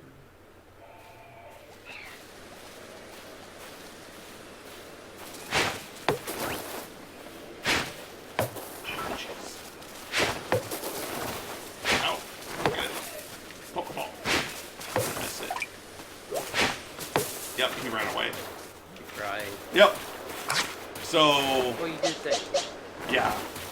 He's skittish, so yeah, it's hard.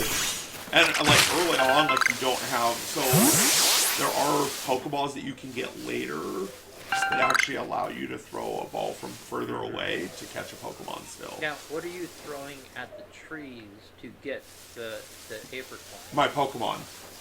I'm actually throwing my Pokemon out there and they're harvesting the berries. So, They're basically headbutting the tree to get the berries for me. Oh, okay. And what? So what do you do to do that? So to switch, okay, so typically you start here on the Pokeballs. So you'd hit X to swap to your Pokemon menu. Yeah. See on the bottom right on the... Right. See? Right. Okay. So now I'm on my Pokemon, so now if I throw a Pokemon, it'll send a Pokemon out. Now, there's no berries in there, so it didn't do anything. Right. But like, for instance, I don't want to go that way yet, because there's actually a Pokemon I don't want to catch. So I'm going to try and catch this guy. Yellowish one? The little fire horse right there.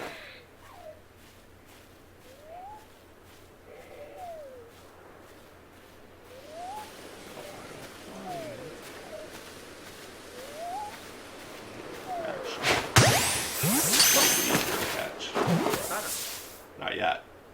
Now I did. Oh, okay, cool. So that's how you can tell if you caught one. Okay, so see this rock here?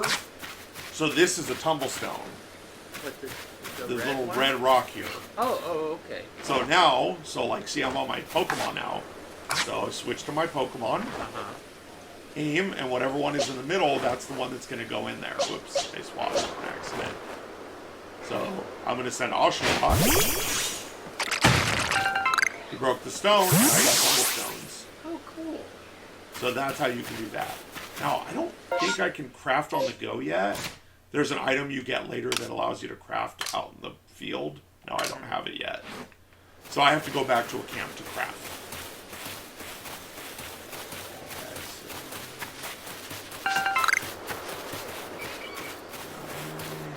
I am going to go talk to her in a second. I just want to... No, I don't want to go far enough. There's a lot of medicinal. Yep, oh, that's just another Bidoof. Darn Bidoofs. Throwing me off. I'm trying to find Eevee. Eevee, unfortunately, is a rare spawn. Uh-huh. He doesn't come around very often. Are you gonna get scared and run? It's a Wurmple. It's not a Pokemon I need to get for the guy. So sometimes you can do this fast enough and do that. Well, I saw you running around and around and... Yeah, because I'm trying to get behind him so I can throw a ball to increase the chance of catching him. Oh. Yeah, see, so like, if you can get it to where his back is to you long enough, you can sometimes throw the ball and do that. He was watching. Yeah, he's trying to watch me, but I'm trying to get behind him while he's doing it. Oh, okay. So yeah, sometimes you can cheese it like that. Some Pokemon you can't do that with because they're too fast. Some, as soon as you get within that distance, they're already attacking you. Oh. See, you can throw pretty far to go get that. I think she's waiting over there for me. And how do you know if there's something in the tree that there's something that you need?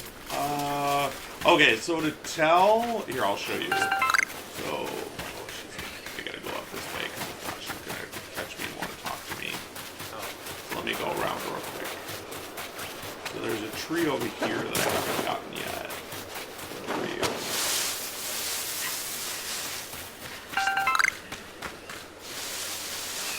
Oh, okay, right here. So see the little orbs in the tree.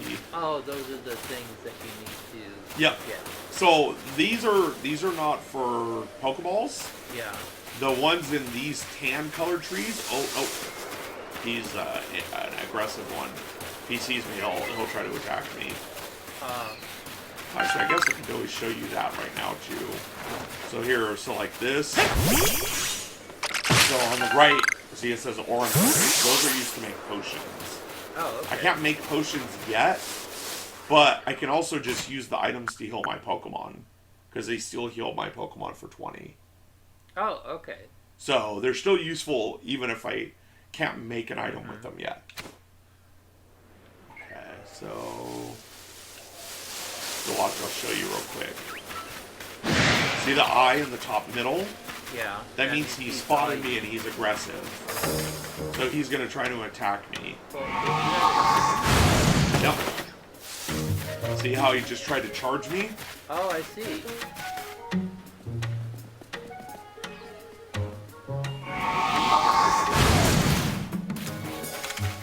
See, now what you can do, so just like how you can catch Pokemon with a backstrike, you can battle them with a backstrike, and when you do that, you'll actually have a better chance of getting them unaware. And if you do that, it'll give you a turn 2 or 3 where you can attack them before they can attack you back. I didn't do it, unfortunately, so I can't show you that.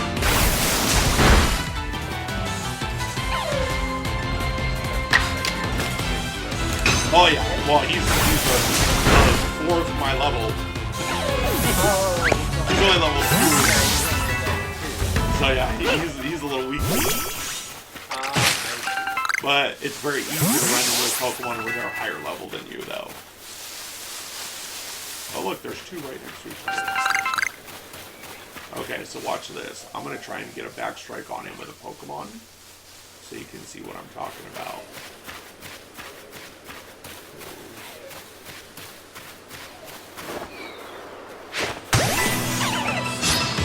Caught Shinx unaware. So now I have the opportunity to possibly hit him more than once.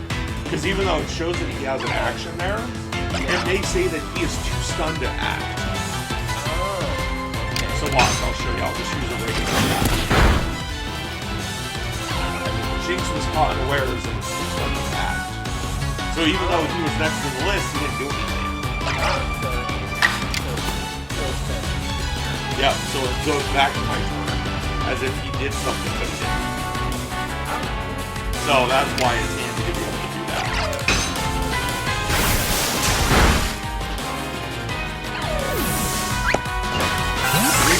And he dropped a Cherry Berry.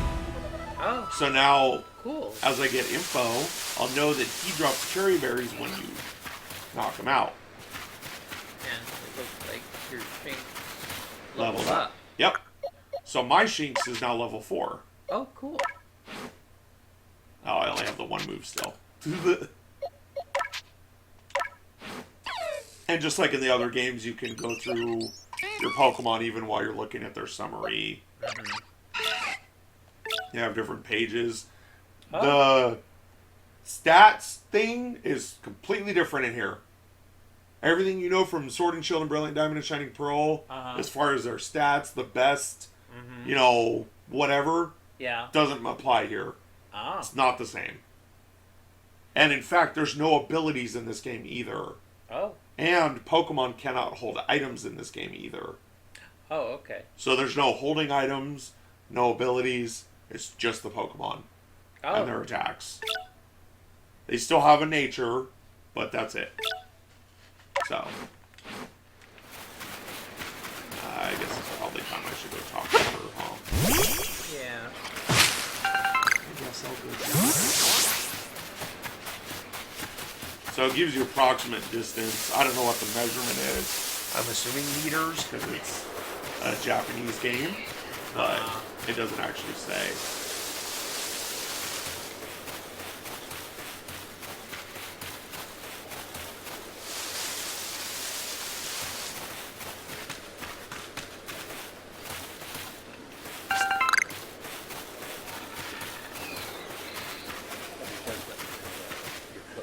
Yep.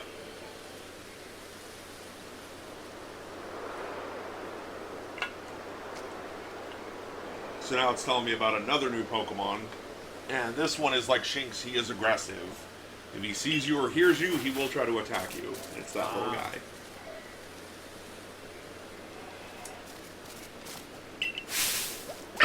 But you can still sneak up on them.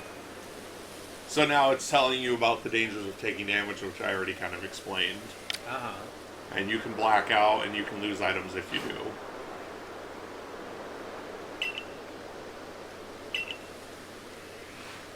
So sometimes, okay, so let me show you a little bit about the Pokedex real quick. So, if you look at the Pokedex, okay, so see how on the top left there's three little tabs up there, Uh-huh. and it shows a Pokeball, a little catch thing, and then a face. So those are different tabs of each Pokemon entry. Oh, So the okay. first page is just like their basic details. It's the stuff you've learned from catching or battling or defeating that Pokemon. Uh-huh. The next page is the different tasks that you can do to increase your knowledge about that Pokemon. Uh-huh. Okay, so there's two things to know. On the left, see how there's three of them that have a little red box with two double arrows pointing up. Yeah, I see that. If you do one of those tasks, you get double those research points towards completing that entry. Oh. So for every Oshawott I catch, I get 2 research points instead of 1. Oh, okay. And So if I catch 2 of them, I'll have 4 research points towards my 10. okay, and what is that times you've seen it use Aqua Jet? So that's how many times I've seen Oshawott use the attack Aqua Jet. Oh. That also counts towards my data on that Pokemon. Because I'm seeing how it attacks, I'm seeing how it moves, how it, interacts with other Pokemon. Oh. And then sometimes, see, like this one, it just has a bunch of different moves listed. But other Pokemon, like Bidoof, number of heavy specimens you've caught. Pokemon have different weights and sizes in this game. More so than in other games. Uh-huh. Because, like, you could kind of see that in other games on occasion. It's really apparent in here. Yeah, And I'll show you an example later. I've seen that, and I've never known. Well, how do you know what Pokemon is heavy and which one's not? And, In the other games, the only way you can tell is look at the entry, look at that Pokemon summary, and it'll tell you its weight and height. In here, you can actually see it in the game world, oh, and I'll okay. show you what I mean by that. Oh, okay, that's pretty cool. And then number defeated. How many have I defeated? 1. I haven't defeated any. I caught it, so I didn't actually defeat it. Oh, where does it say defeated? Oh, The third line I down. see. The third line down. Yep. Oh, And then the fourth line down, number of different forms you've obtained. So a lot of Pokemon have gender differences. It's not usually very apparent in the other games, except for like Hippowdon, yeah. as I mentioned. Hippowdon is very obvious because the male version is tan Uh-huh. with some like darker accents. The female Hippowdon is black. Oh. She's almost like a pure black. When I first saw that in the original Diamond and Pearl, I thought she was shiny because I didn't know that she was naturally a different color than the male. Oh. Usually it's just slight alterations to a body part size or like a marking. Her whole body is a different color Oh. compared to the male. Oh, cool. And that is displayed in here too. You will see that. Oh. And in the Cool. overworld.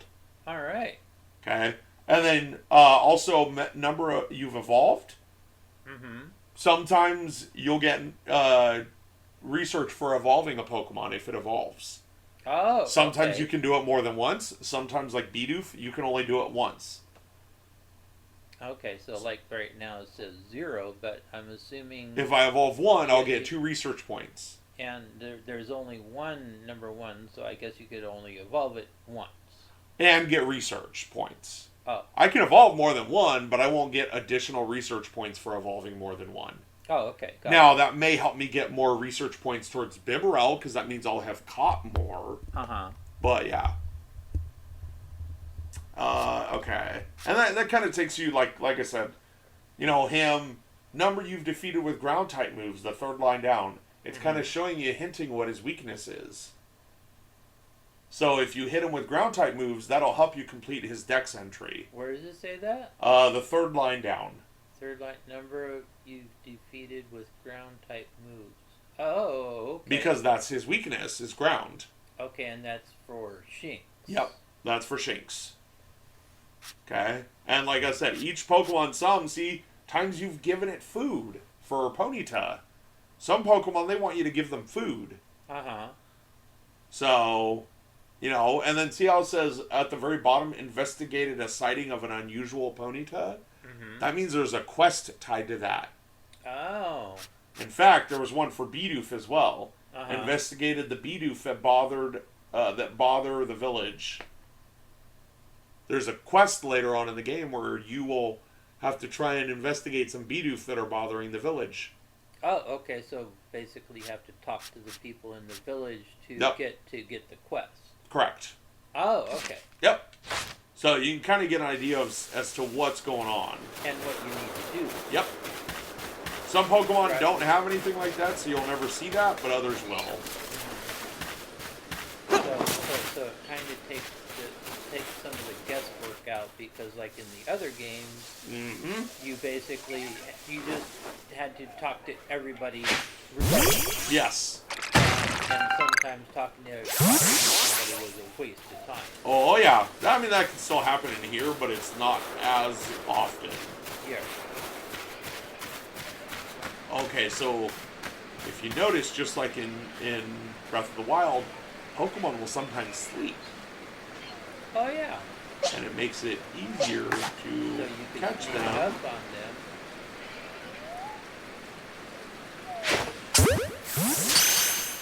Oh. And if he's sleeping, it usually makes it easier to catch him. See, like, I caught one without even being spotted. And sometimes that is also a quest towards completing a Pokemon's entry.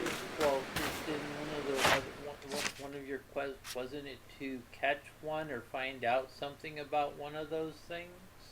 Yeah, sometimes. Well, So, like right here, Wurmple, number you've caught without being spotted. So, if you catch a Wurmple without it ever seeing you, you'll get a research point based on how many times you've done that. Oh. And that's what the number on the right is. That's how many times you've done it. The number to the left of that line is how many you've actually done. And are these data points the things you turn in to get it to go into your Pokedex? Yes. Okay, so this is the data that you're talking about. Yes. That you were talking about earlier. Yep.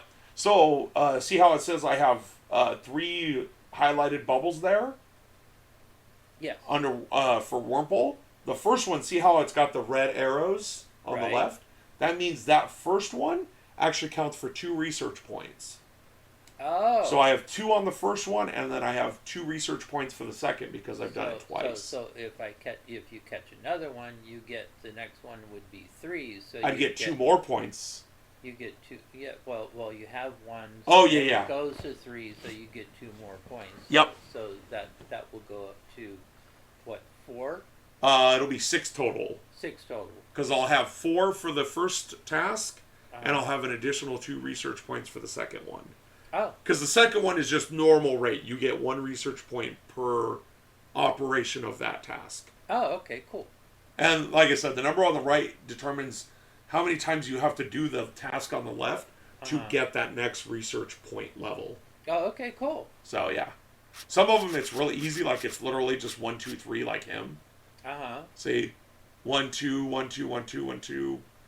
You know, so it just depends on the Pokemon and what its things are. So, like him, 1, 3, and 6 for a number of times you've seen it use Quick Attack. Oh, okay. So, but actually, I think if I were to turn this in now, I would already have Shinx's Dex entry complete. Because I have 2 doubles for the 4th task and a double point for the first task. So that's already 8 right there. And I have 2 for the second task. Well, how do you know how many points you need to... It's always 10. Oh, it's always 10. Oh, so okay. it's down there, see how it says research level 0? Right. That's because I haven't turned in any data yet. Oh, okay, but you have a total of 9 plus 1 plus 2, so you have 12.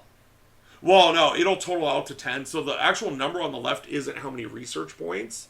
That's how many of, like, the 9 is how many times I've seen it use Quick Attack. But in order to get my 4th research point or research level, I have to see it use it 12 times. Oh, it's just telling me how many times I've done the thing to complete the next level. Oh. And the number on the right is what number I need for each level. Oh, okay. So to get to level 2 and number caught, I have to catch 3 of them. Oh, okay. So yeah. Sorry, that was probably a little weird explaining it first, but Hopefully that helps now. And you'll see it more once I actually turn in research. Oh, okay. Like, I haven't done it yet, so it's hard to kind of explain. But... And here's another one of those rocks things. Now, do you notice how that one's kind of sparkly? Yeah, they do. So the reason why is that one has extra stuff in it. Oh. See how it says Stardust plus Tumblestone? Oh. That means I got a Stardust, which, as you know, sells for money. I don't remember that, but okay. Oh, okay. Well, that's what it does in the regular games. Is it sells for money, and it does the same here. It's been a long time since I played Pokemon. Right. Right. So I'm going to go back to her because she's waiting for me now. Oh, she's going to tell me about these 3 trees, which I've already gathered. Oh, is she going to tell you how to gather stuff that you've already gathered? Yep. Oh, now she's going to give me a crafting kit. So now I can craft on the go. Oh, okay. Well, that's a good thing you talked to her. Yep. So now, see, I can do it while I'm out and about. And now she's giving me the recipe for potions. Alright. So I can make potions too. See, an oranberry and a medicinal leek. Now, I do want to let you know, usually the upgraded versions of each item take slightly more of the previous version's items. Or it'll sometimes require the previous item plus additional items. Now, will it remind you later on when you want to make it? Will it like highlight here? You can make this, this, and this. Yeah, it'll tell you whether you can make it or not. Because it'll highlight the things in red if you don't have them. Okay. So, like here, I'll show you.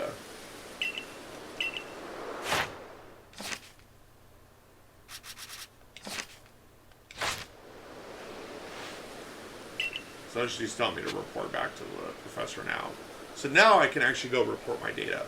But before I do that, I'm going to show you the crafting. Oh, okay. Okay, so you see how it says everyday items on the left and then key items? It's kind of grayed out on the right. Oh, okay, yeah. But if I hit R, I can go to it. Uh-huh. So there's my crafting kit. So if I press A and craft, I can now craft stuff. Oh, okay. So you can craft that potion, or you can craft Pokeballs. 14 Pokeballs? Yep, because that's the one I have the least of. So watch, I'll make the 14, and you'll see what happens. So now, it says I don't have enough materials, and it tells me which ones I don't have enough of. I don't have enough tumblestones. Oh, okay, cool. But you can make the now does it say what potion that makes? Yeah, so on the bottom left, it tells you what the item is that you're trying to make. Oh, I see. That the potion that restores 60 HP. Yep.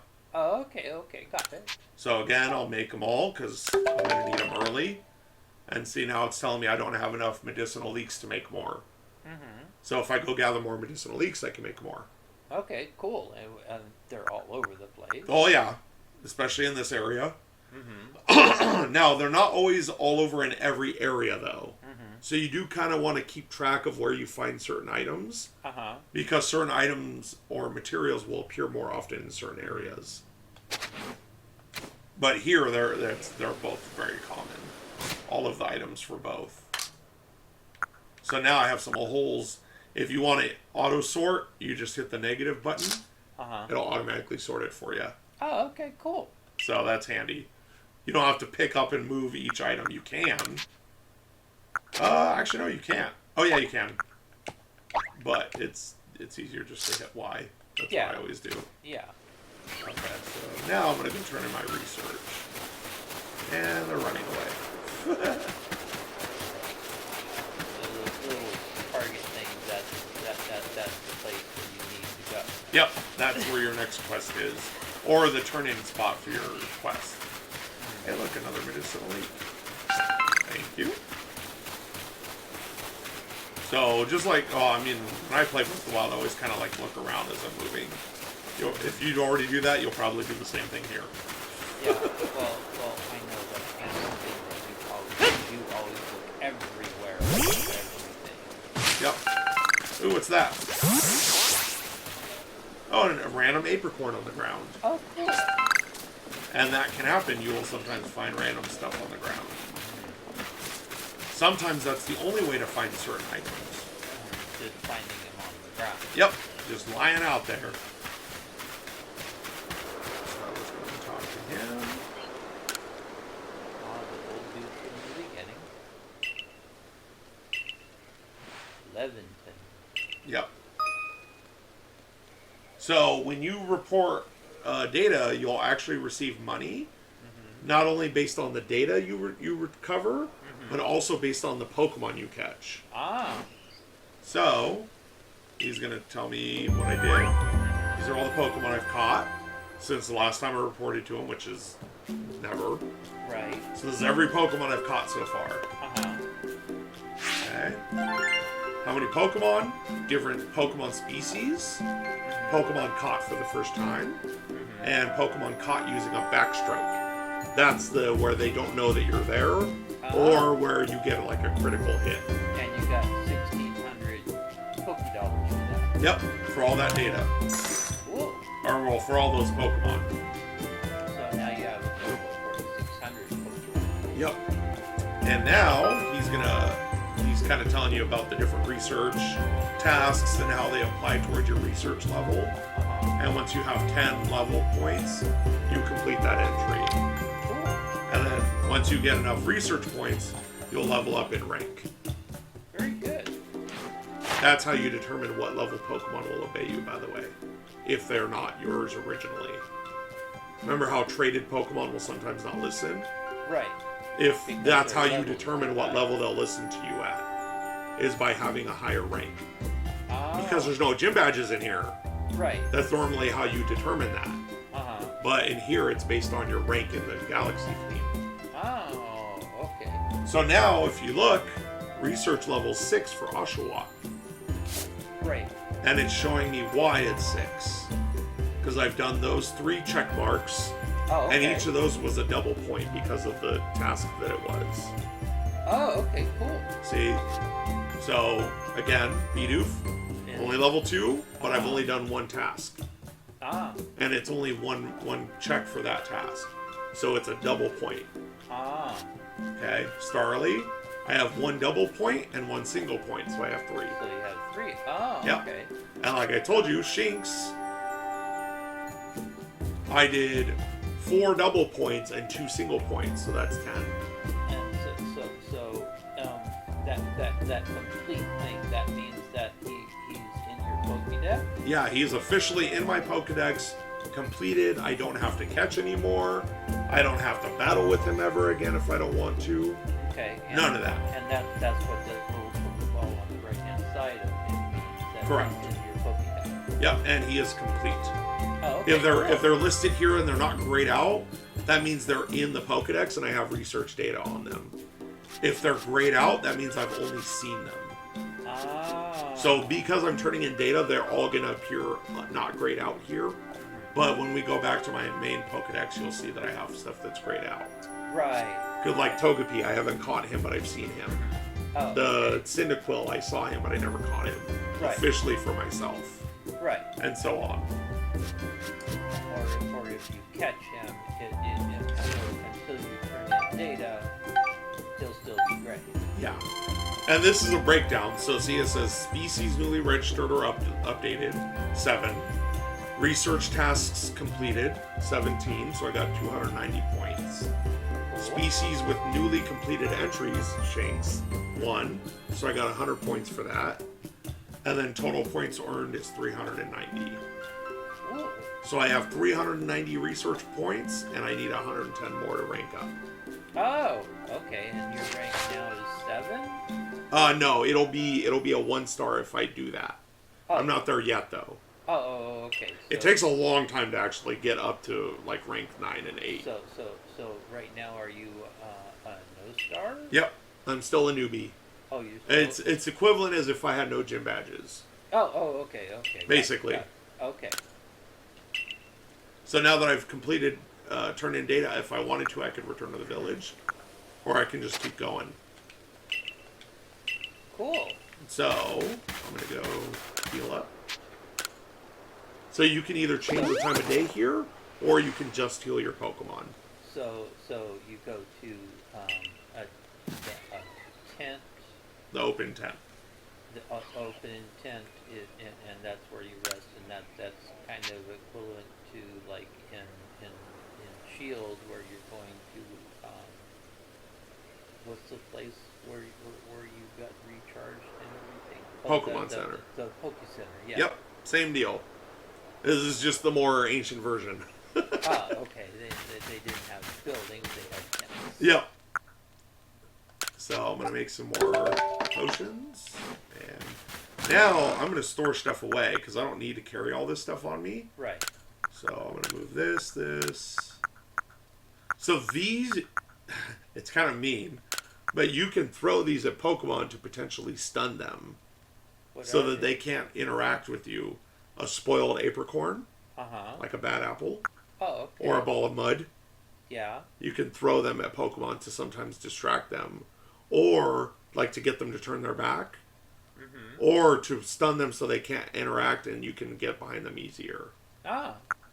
So there's kind of a cool thing to keep because you use it against them. Yep. So I'm going to keep all those with me. So now I'm going to show you how to actually access your Pokemon. Okay. So you come and talk to this guy at the camps, and then say, I want to see my Pokemon.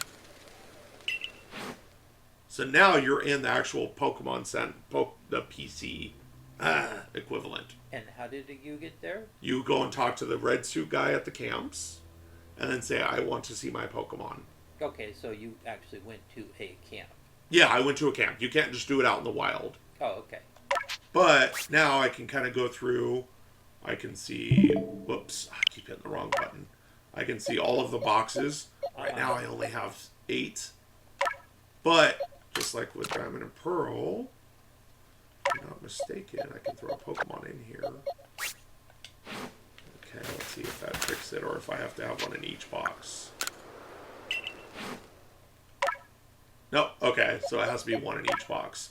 So in Diamond and Pearl and Brilliant Diamond Shining Pearl, if you have a Pokemon in every box, it'll automatically count as you having filled up all your boxes, kind of. So it'll give you extra boxes. Same deal works in here. What do you want? Oh, do you want me to return? Oh, he must want me to return. So I think that's the next mission already. It's just to kind of teach you about research tasks and how to do them.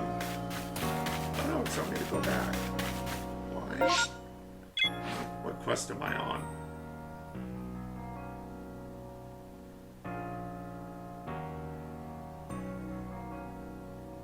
Oh, I have to try and rank up. I see. That's why it's telling me that. So I basically have to earn enough research points to rank up for the first time. For the next mission. That's the second mission. And that's getting points to catching Pokemon and trying to get them back.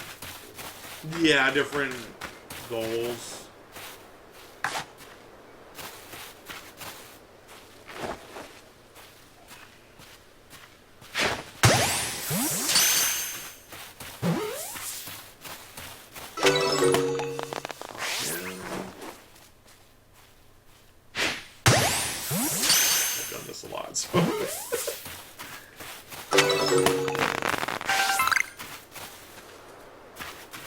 Although these guys are easy because they're pretty kind of ignore you. Move pretty easily. Yeah, I remember. Oh, he broke out. I remember. Yeah, same deal in here. Okay, so now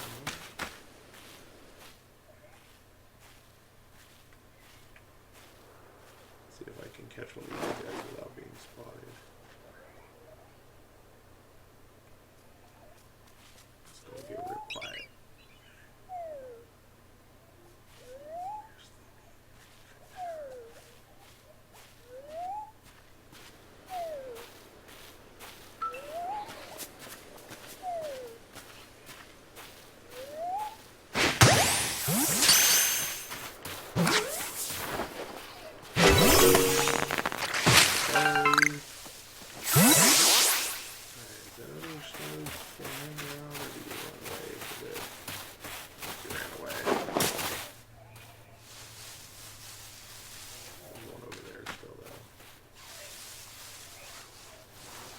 can kind of go into like first person, but it's a little odd just how it shows it.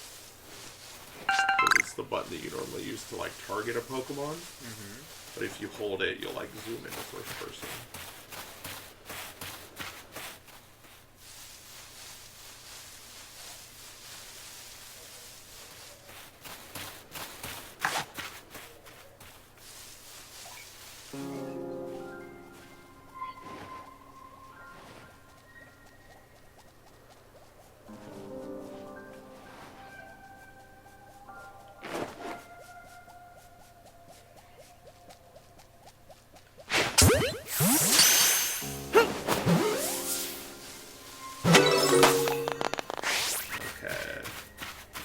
Bidoof leveled up.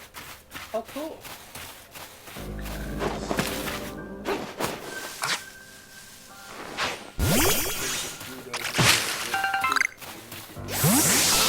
So sometimes when you talk to them, they'll have stuff to actually like quest to give you. Sometimes it's just like tips or whatever. And that's kind of what he was just giving. It was kind of like basic tips. Okay, so let me see what. Starly. So that's a. Oh, I got a male and a female now. Starly. Oh, cool. So that's 1, 2, 3, 4. 4. So I need 3 more research points to be completed. Oh, he almost spotted me.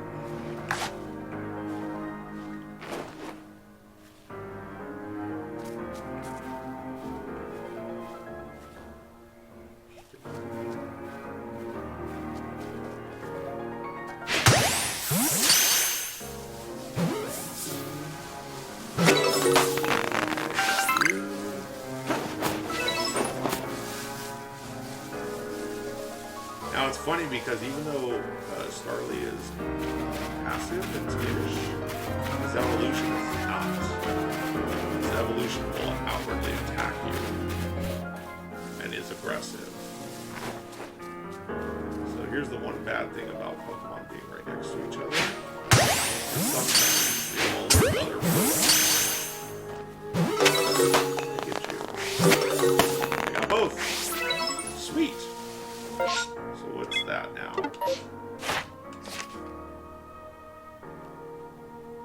2, 4, 6, 7. That's enough. So now if I go turn in research data, Starly's dex will be completed.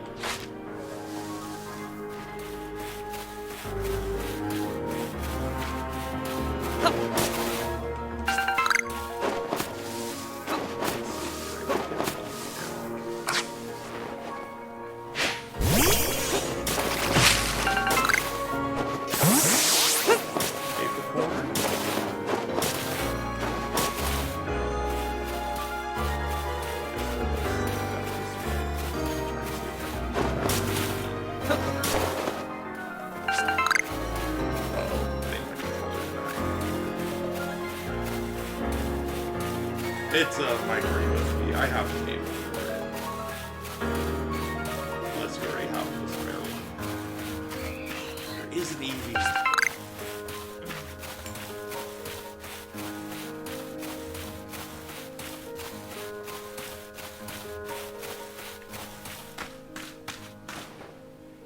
It's not one of those that like comes out right. Okay, cool. There we go. Yeah, see? It starts flashing red when it's low. That's how I noticed. I was like, uh-oh. So I want to get this Eevee, but they're kind of pain because they're insanely skittish.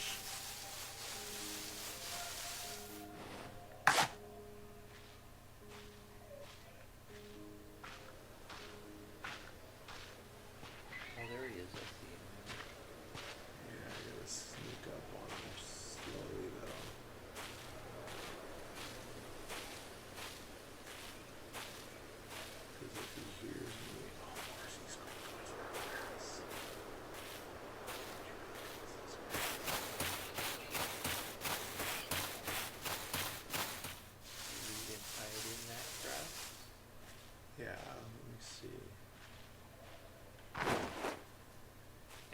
close enough. No, but I can technically still. Try go just aim higher. Yeah. Oh, you're getting close.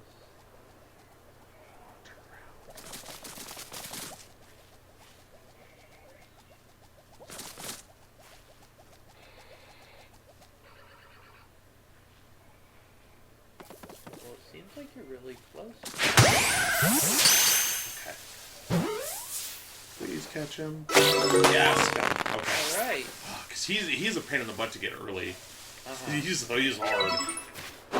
Like I said, it's easier because like later you can get items that make your steps muffled, so it's harder for them to hear you. You can also get items to, like I said, you can actually create pseudo grass, so that there's more areas for you to sneak up. Oh. Like I've literally gotten it to where I've gotten right behind a Pokemon in the middle of an open field. Oh, wow. Because of it. But I don't have access to those items yet, so. There's some more of those items.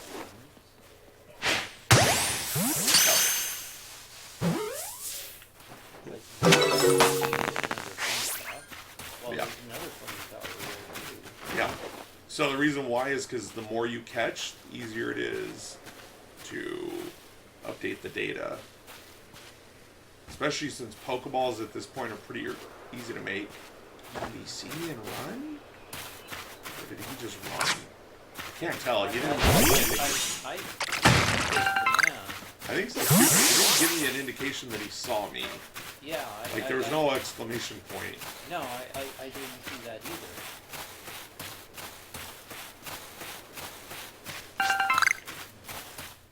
He's just He just active. bolted. He's just active. Yep. He's just being an active little Ponyta.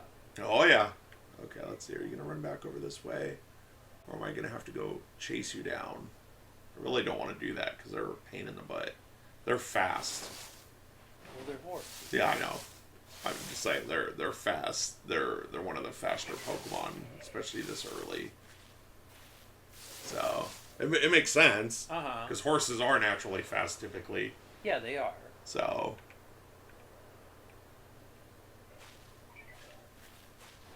Is he going away from me? I think so. Hard to tell from this distance. Looks like he's going away from you. Oh, jeez. Can I hit him from here? He was not too high. Missed. Uh-oh. Wow, he was completely thrown away from me. Yes, he did. I didn't really have to do that. So I'm going to show you something I've been kind of avoiding. If it's here. So see that Pokemon? The big Ponyta? Oh, that's a Rapidash. Oh. But that's a special Rapidash. So that is what's called an Alpha Pokemon. What does that mean? Basically, it's a stronger version of the Pokemon that it normally represents. Oh. And it will often have moves that Pokemon normally doesn't have. Oh. If I were to go battle it, it would whoop my butt in a heartbeat. Because that Pokemon is typically like level 40. Oh. My highest is only level 10. Okay, so if you caught it, you still couldn't control it. No, I could. If I actually managed to catch it, I could control it. Because it'll listen to me because I caught it.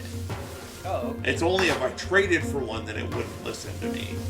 Oh, okay. But the chances of me catching it at this point are very slim. Considering your level is really low. Yeah.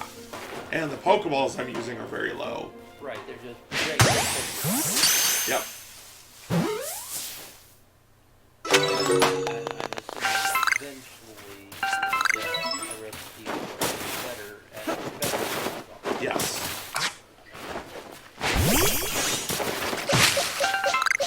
See, now I have that Eevee in my party. Oh yeah, so I told you before that I would show you. So now that I've turned in info, see how these are grayed out? Yeah. It means I've seen them, but I haven't actually gotten any info on them. Or caught them. See? Because all the rest of them I have info, at least some. Right. See, like him, I have height and weight. Uh-huh. Height, weight, and food, preferred foods. Oh. Okay. Height, weight, preferred foods, and items it typically carries. Because I've completed his dex entry. Oh. So, yeah. Okay, so having this game will actually help you towards the other games. Oh yeah, big time. Well, the food items not so much, but you'll definitely learn more about the Pokemon than you normally would.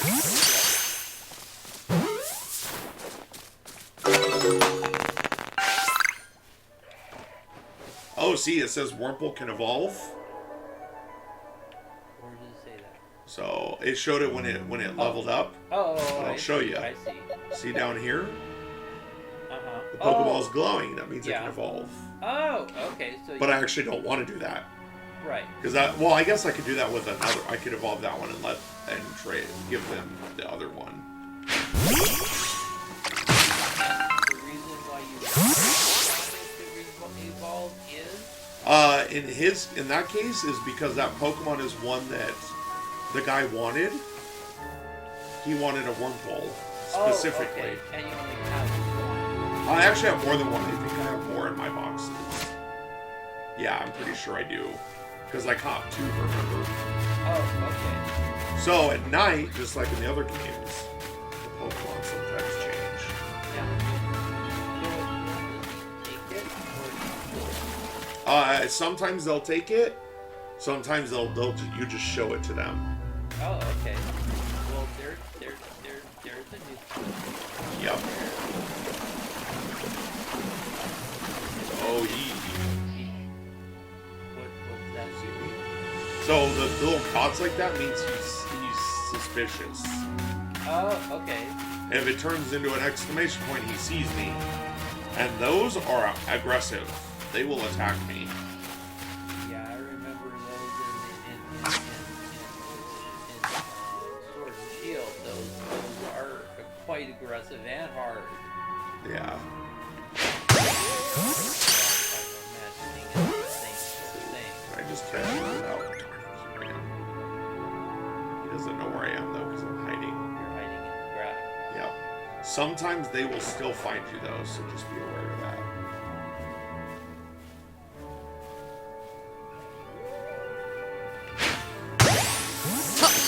On. Cool.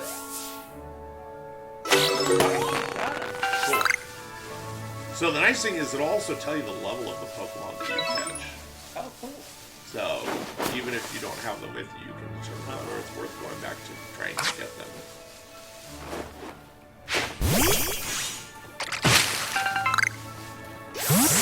And see it. It's nighttime, so look, they're all over the place. And is there like in the other games, is there a maximum of Pokemon you could have on your team? Yeah, 6. Okay. Just like the other ones. Oh, okay. He was facing 2 points down my way. So you can't just Yeah, no. Unfortunately.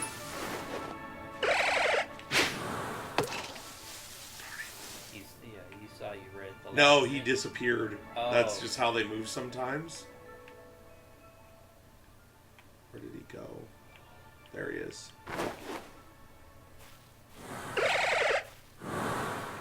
See, this is how He they move disappeared. sometimes. Oh, he popped back up like facing me. Because he's a type? Ghosts. Ghost type. Ghost That's flying. it. Yeah. Where are you gonna pop up at? You gonna pop up right in front of me again?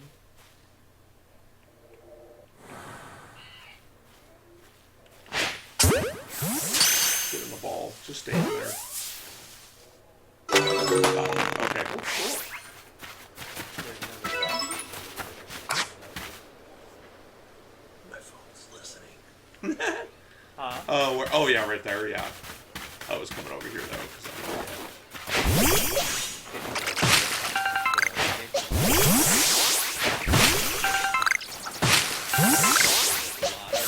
Yep. Nice thing is you can do, like I said, you can do multiples at once.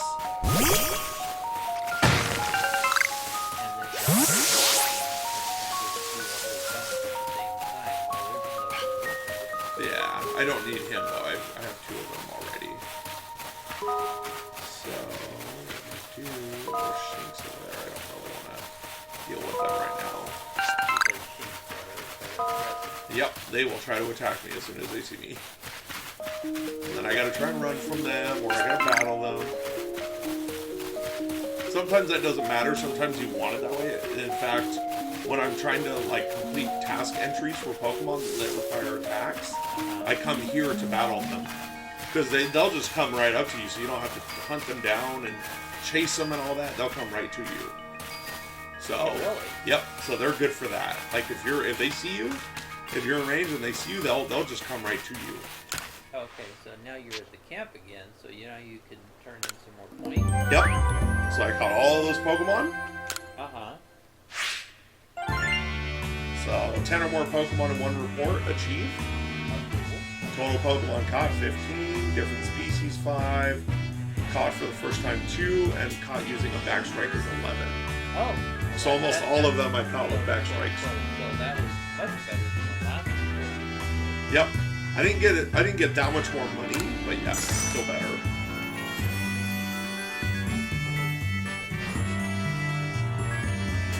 Oh.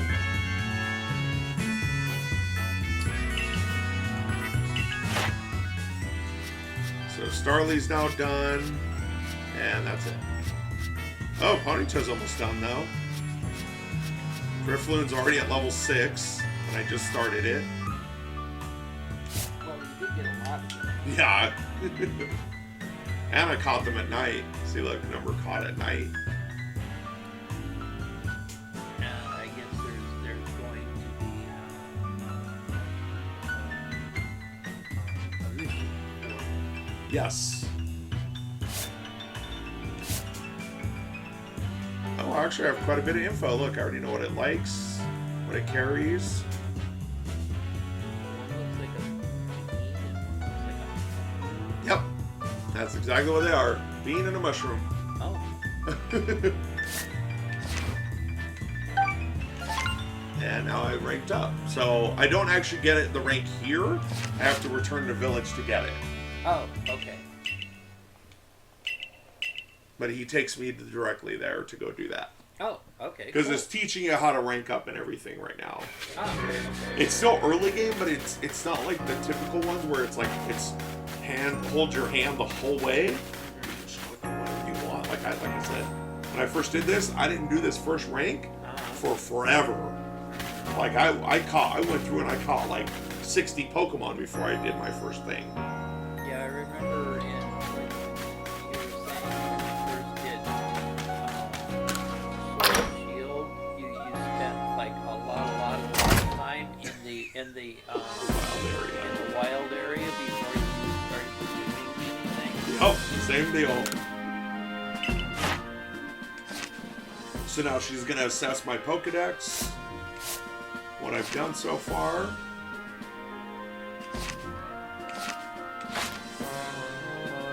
She sees that I have enough research points. And now she's going to promote me.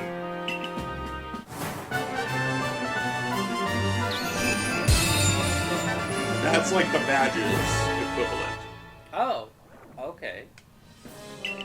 And now I can use heavy balls. Level 20 Pokemon will obey me, Oh, even okay. if they're traded. Oh, okay, cool. So, like, if you knew somebody that had level 20 Pokemon, you could trade it. And it'll listen to me. Oh, okay, cool. I also get more money for each report I make now. It's not a huge amount more, but it's more. And she gives me additional recipes on how to craft heavy balls. Oh, cool. So now you can make a heavy ball Yep. with black tumbles. Yep. And apricorns. So now I suppose there's going to be black crystallite looking things. Yep. Exactly. And you can now make revived potions. Yep. And that takes a Vivichoke into medicinal leaves. I haven't actually shown you the Vivichokes yet. There's one by that Rapidash, but that thing is scary right now, so I don't want to try and risk it. You mean the really big one? Yeah, there's one right there, but it's, You could run in there real quick and then run away. I might be able to. The problem is they have like a roar, and if they do that roar, it'll stun you and knock you on your butt. So it takes time to recover. And at this level, there's not a lot of quick ways to get away. So sometimes you can still get away with it, but at this early point in the game, it's not a good thing to do. yeah, it's just safer to not try to rush it right away. See, mochi again. Potato mochi. And it's kind of like talking about like what's been going on. People are starting to get used to seeing you a little bit more and so on.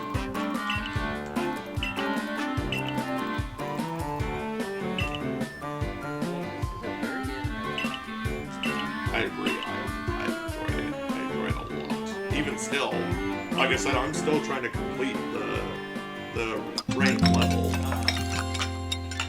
Yeah, I've like I think my sister has shown me other videos, but I've never seen one like this. Yeah, as detailed.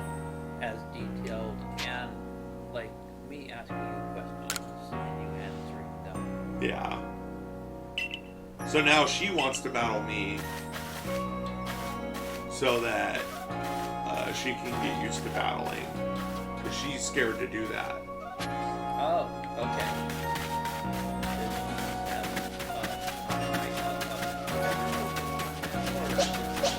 So her Pokemon is different from the one that I fought earlier. That was a different person that I battled.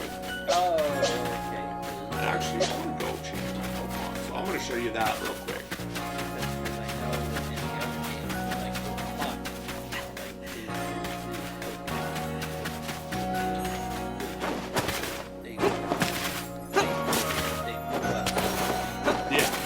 They do that in here too, but like I said, in here you don't battle other trainers very often. There's only really like a couple instances where you even battle the same person more than once. There's a group of 3 people that you eventually run into that you'll battle them repeatedly throughout the rest of the game. Ah, I see. So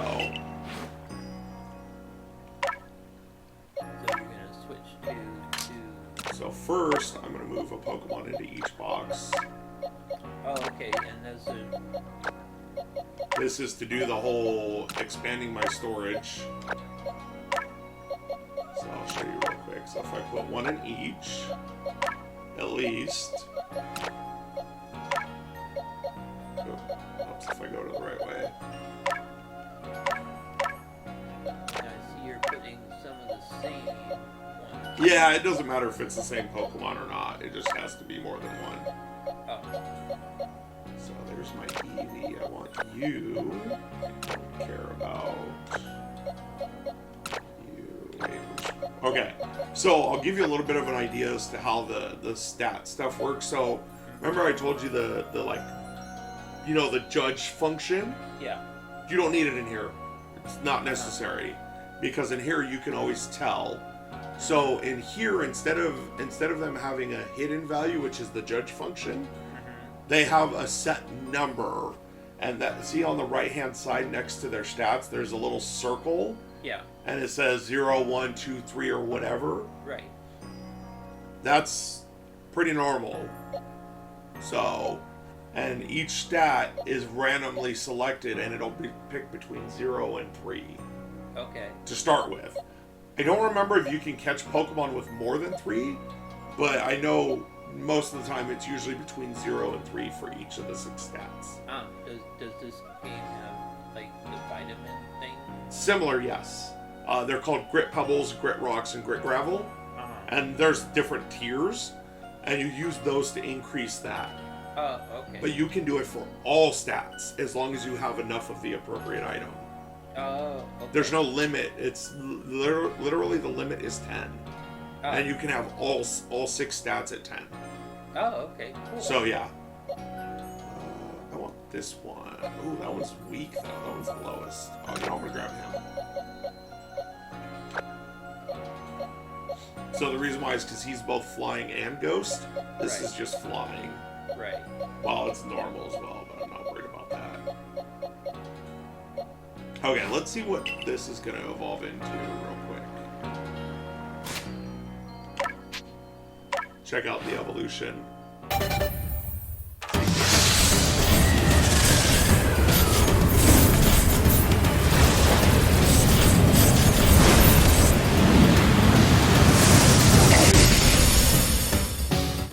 So that means... Oh no, Silcoon. Okay, so that means it'll evolve into a Beautifly. Oh, okay. So Silcoon evolves into Beautifly, Cascoon evolves into Dustox. And he got an idea for a new move. Oh. So I don't think any of my Pokemon have more than 4 moves yet. No, not yet. So I can't show you. Yeah. I'll show you in my other playthrough though. Uh-huh. So I am going to grab this Wurmple though and go turn it into that guy real quick. And actually, if I look now, see how many boxes I have? Oh. Just from putting one Pokemon in each box. And what were those boxes again? These are how you store your Pokemon. Oh. So I'm going to do the same thing. I'm going to move one into each. I don't know if I have enough this time, but I'm going to try. Oh, I'm going to be one short, aren't I? Nope, I have exactly enough. As long as I don't turn in that Wurmple yet. I have... Oh no, I have more than enough. I have one extra.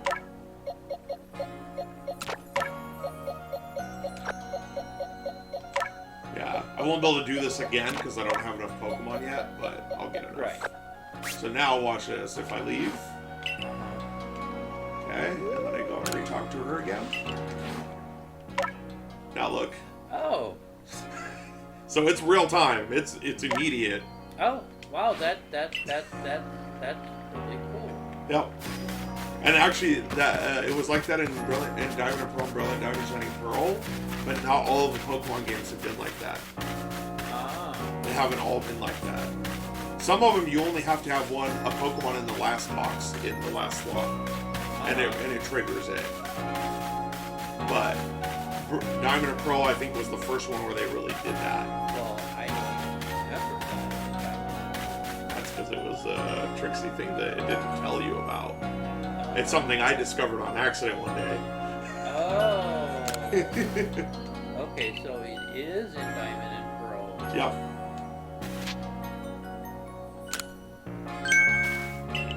Oh, I forgot to go turn in the Wurmple.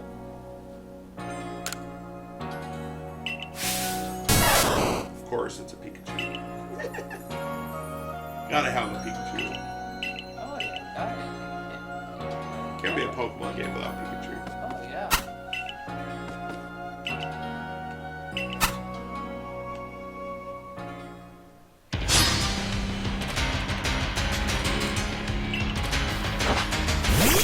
Unfortunately, I don't have a ground type yet. You know, that's what would make it really easy. So unfortunately, she has a lightning type and my starter is a water type. So I can't really use my starter in this battle. So I have to hope. Oh, yeah, oh yeah. As long as I don't get outright paralyzed. I can do either or, but yeah, this is going to be a attacker. There we go.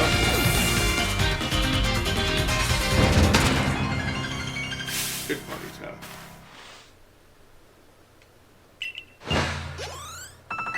Or fire. Oh, type. look at that. They almost all leveled up.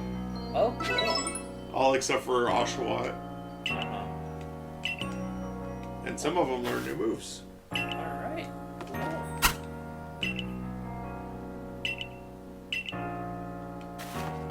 Basically, it still doesn't quite listen to her yet, but she keeps working on it. You guys can't keep the Type chart? What is... That's a type chart, like what I sent you before, Uh-huh. of all the weaknesses and resistances and all that. That's exactly what that is. Oh. So, yeah. Well, that's pretty cool that it actually just gives you that. Yep, because you can take screenshots. Oh. Yeah. So, handy. Handy to have. okay, especially if you see it on the recording, then I You just go back to the recording. can just go back to the recording and do a screenshot. If you don't have it, I can Yep, exactly. So now she kind of teaches you about agile and strong style moves. Basically, like I told you, strong style moves deal more damage. They typically, if they have an effect, it lasts longer, but it puts you back in the turn order. You have less actions in the turn order for a little bit. Oh. And then agile style is the opposite. You act more often than normal, and the move is weaker. So if you're trying to really catch a Pokemon, use agile moves, because then you're not going to deal as much damage, and you can kind of pull your punches intentionally. But you can do more. Yes. Well, when you use a move strong or agile style, it uses double the PP. Oh. So it actually does reduce how many times you can use it. Oh yeah, see, this tells you. Yeah. And any of these things, these screenshots, I can do. Yeah. So. Well, I already know this stuff by heart now. Okay. But I'm just saying, for like you, like if you need to do this, Right. you just take a screenshot, Yeah. and you got it for you. So. Yeah. I don't know if this is a Windows 11 thing, but there's a thing called.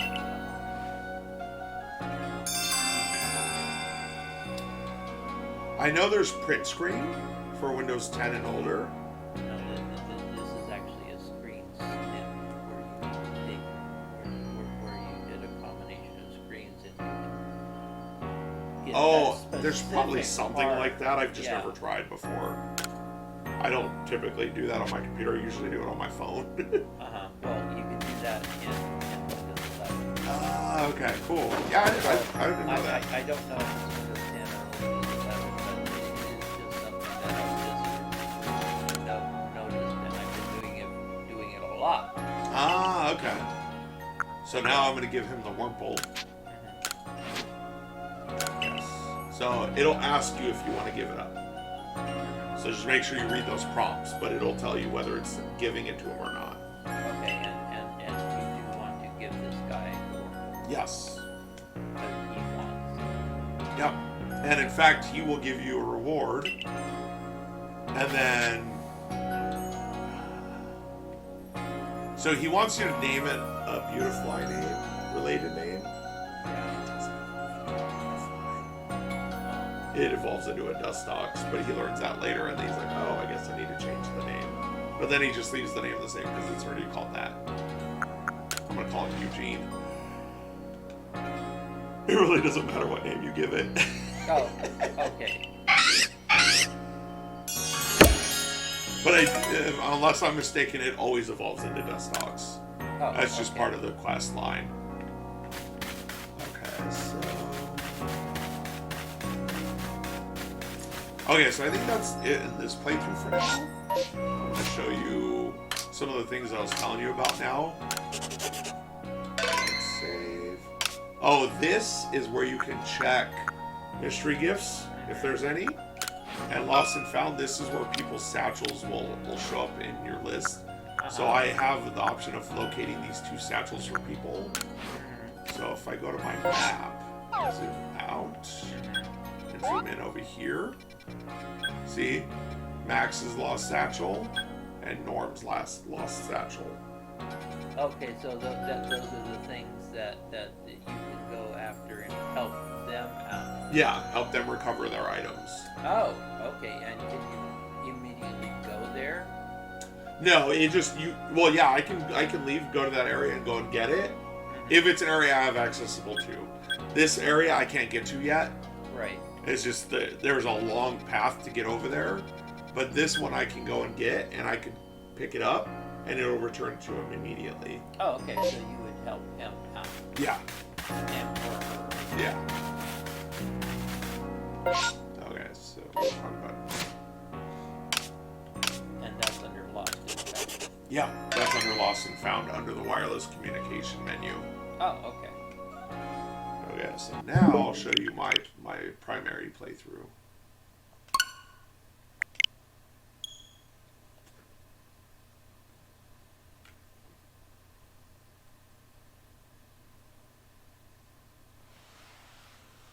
So now we're switching to later point in the game. Well, yeah, basically end game. Yeah, in game to see some of the stuff that you can Yeah, what did that say? Later You can on. collect something?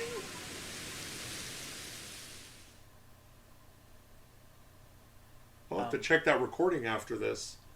Okay. It gave me a prompt and I didn't see the prompt. see. Okay, yeah, we can check that out. Oh, where am I at? Oh, I know where I'm at. Okay. Let's. So you're in another camp. Yep. But I'm in a different area from where I was showing you before. I'm in the center place here. Ah, okay. Because there's a couple Pokemon I'm trying to get. And look how many stones there are, or satchels there are here. So there's quite a few people that need help. Yep. So, like I said, this is way later in the game. Okay. So I have access to some things that I don't in my other one. Okay. For one, Ooh, what's that? I have a mount that I can ride, Oh, that's pretty cool. and it's faster and it can jump. Okay. Oh, another alpha. Knock me off. Oh, that's Rotom. That's a rare Pokemon. I have access to flight. Ooh, very nice. I can either go fast, long distance, or I can dive. Okay. And then, let's say I want to climb a mountain. I can climb a mountain. Oh, wow. And does one animal allow you to do this, or do you have to eventually Each upgrade one, that animal? no, each one, these are all different Pokemon. Oh, And you can okay. actually get all of these Pokemon in the game too that you can actually catch and just use them normal. Uh-huh. But these are special versions of these Pokemon. Oh, okay, I got it. So bird. See? If I drop from him, it's gonna hurt. Weirdeer, that's his name. This is Braviary, that's Sneasler. Braviary's the bird. Uh-huh. Ursaluna, he's like a item finder. Oh.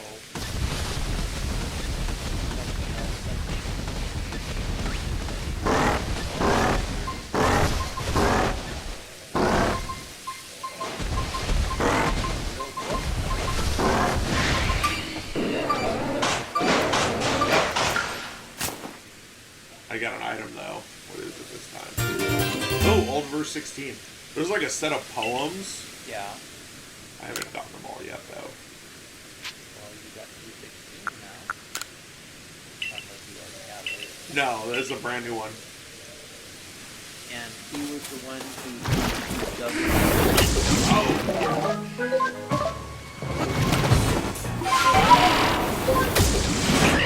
Get out of here.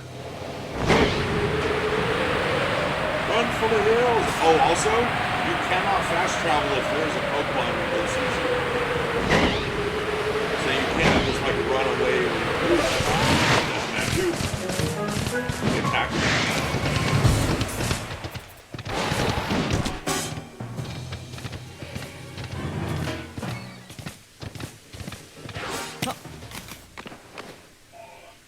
Okay, I'm away from them all.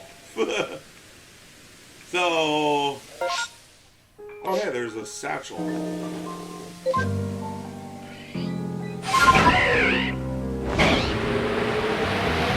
Oh, of course it's here.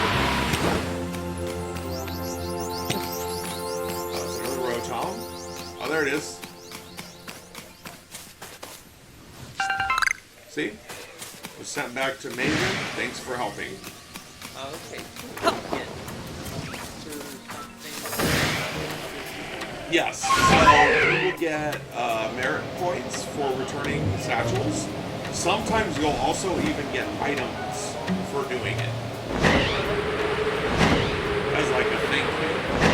It's like randomly determined though. Uh-huh. So don't expect it to happen every time. Right. So now if I go into my communication menu, lost and found, See how it shows a little exclamation point? Oh. It's because I recovered that one. See down there it says MP90 at the bottom right? Yes, I see that. That means it's worth 90 merit points. Oh, wow. I have 5,879. Oh, wow. So you can use those to buy items to evolve your Pokemon. Oh. But you can also use it to buy Pokeballs or rare candies and stuff like that. So yeah. If you go to one of the other ones that don't have it, will it tell you how many, what the merit points are? Yep. 82, 55, 95. Me, typically, I'll just go and gather all in an area, usually. But yeah, there's a chance for you to get whatever it's showing on the right side there. Oh, that's very cool. So yeah. And it tells you where it is and stuff. Yep. Okay, so I'm going to show you. So remember how I told you that the Pokemon sizes are very obvious in here? Yeah. I'll show you an example. So I'm going to go back to a camp where I can access storage. Okay. So a really good way to check. I've got a lot of Pokemon in this one. I see you can eventually put multiple things in those boxes. Oh yeah, because I can't right now because I couldn't in the other one because I don't have enough yet. But yeah. So I'm gonna show you an example of different size. Okay, so this is Garchomp, Land Shark, right? See how big he is? Yeah. This is the one I've been using. Whoa. This is an Alpha Garchomp. Oh, okay. Alphas are typically much larger to begin with, but even amongst non-alphas, or even alphas, you will often see different sizes.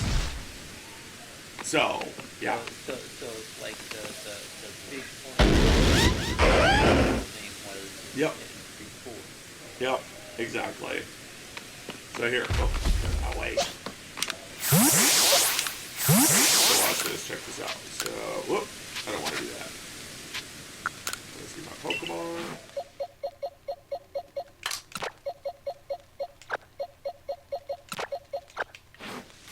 Okay, so check this out.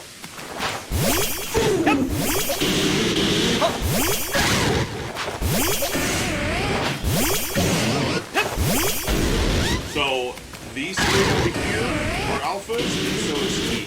These two are not. See how little they are compared to the others? Because this one's sitting. She's literally on, like, sitting down. Watch. How tall. Okay. Yeah, Yep. And okay, so if you just ignore them for a while, they'll all fall asleep. Oh. So watch. Because he's like, look at me. Okay. Because the clock is coming up and it's like showing over what I'm trying to show you. Why are you doing that? Come out. What? Doesn't I like that spot? I guess it just doesn't like that spot.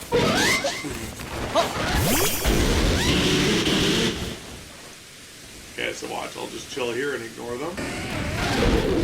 See, she already sat down. Yeah. So she just...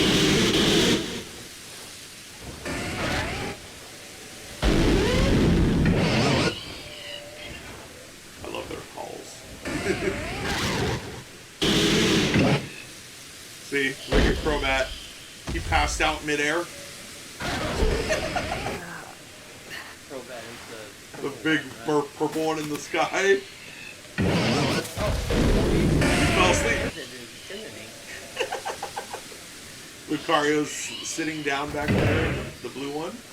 Garchomp's literally laying down, lounging. Oh, wow. So once they fall asleep, what do you do with them? Nothing. He's actually passed out standing up. Oh. See, he's actually laying down as well. And is there a purpose to letting him No, it's just a cool like little detail that they included that they didn't have to. Oh, I see. So I just thought it was interesting because I did it the first time. I was like, wait, Crobat passed out in midair. I was like, oh, yep, he is.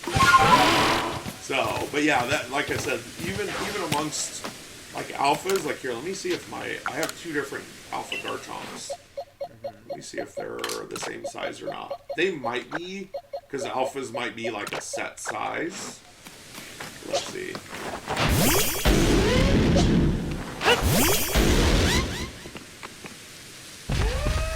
Hard to say. I'd say they're pretty close though. They're looking about the same to me. Yeah, I think they might be.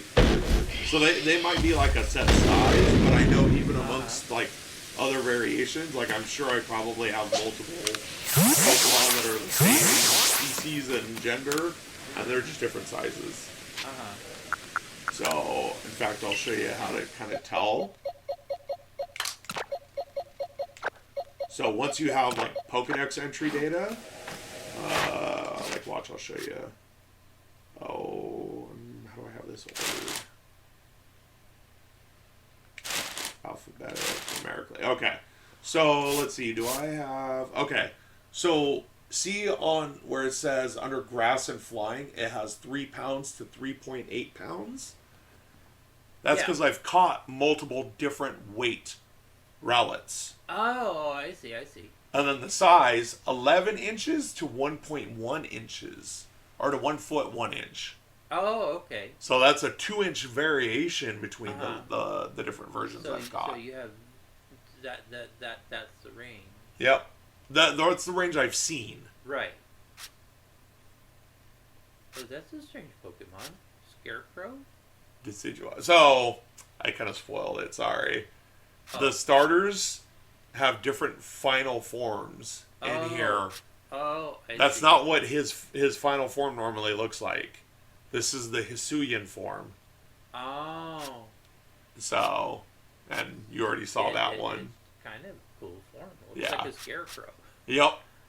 And it's an archer. It's fighting in grass instead of ghost in grass. Oh. This is one that your son uses. Oh, he's the archer dude with like the hood. He looks like Robin Hood. Oh. Yeah. This is the Hisuian form of it. Uh-huh. And then this is the one I chose. Uh-huh. This is the final form of him. Oh, wow. He's pretty neat looking. Yeah. So, but yeah, see, like, most of them have, like, a range. See, that one's a 7-inch. No, that one's more than 7 inches. What is that? 9-inch difference between smallest and largest that I've seen. See? So. Oh, and him. Oh, it doesn't show that. Ah, okay, interesting. I thought it would show it, but I guess it doesn't. You didn't evolve Shinx? No. No, I did. I evolved one. Oh, okay. Well, yeah, Luxio. But isn't there one more beyond Luxio? Luxray. Yeah, okay. So I both evolved him, and I've also caught Luxrays. Oh. Okay. Most Pokemon, you can catch almost every level of them. Oh, okay. So at some point in the game. So you can. So if you're strong enough, you can catch level 3 Pokemon before catching 1 or 2 or something like that. Yeah, or if you're slick enough and your RNG roll on the catch rate is good enough, yeah. Oh, okay. That doesn't usually happen though because you don't usually have access to those areas unless you just completely avoided the first 2 stages of it and waited until you got to the last stage to go catch one. Oh. But the other thing is like, like I said, you can go and just catch. You could go and catch one of each, and that's it. Oh. And you, instead of evolving each one, like I've done for some of these, you could literally just catch the wild version of that Pokemon. That would be a tough challenge to do, but you could do it. I wouldn't recommend it, but you can. And of course, they have all the evolutions in here. Oh, so you got all the Eevees? Yeah. You want to know the fun one? I'll show you a fun one. Where are you, guy? Where are you at? Because I remember in Diamond, I worked really hard to get all the evolutions. Mm-hmm. Oh, check this out. Male and female. Oh! That's female. That's male. Oh. I like the female look better. Mm-hmm. But yeah. So, I'll show you the fun one. This was the fun Pokemon with a capital F.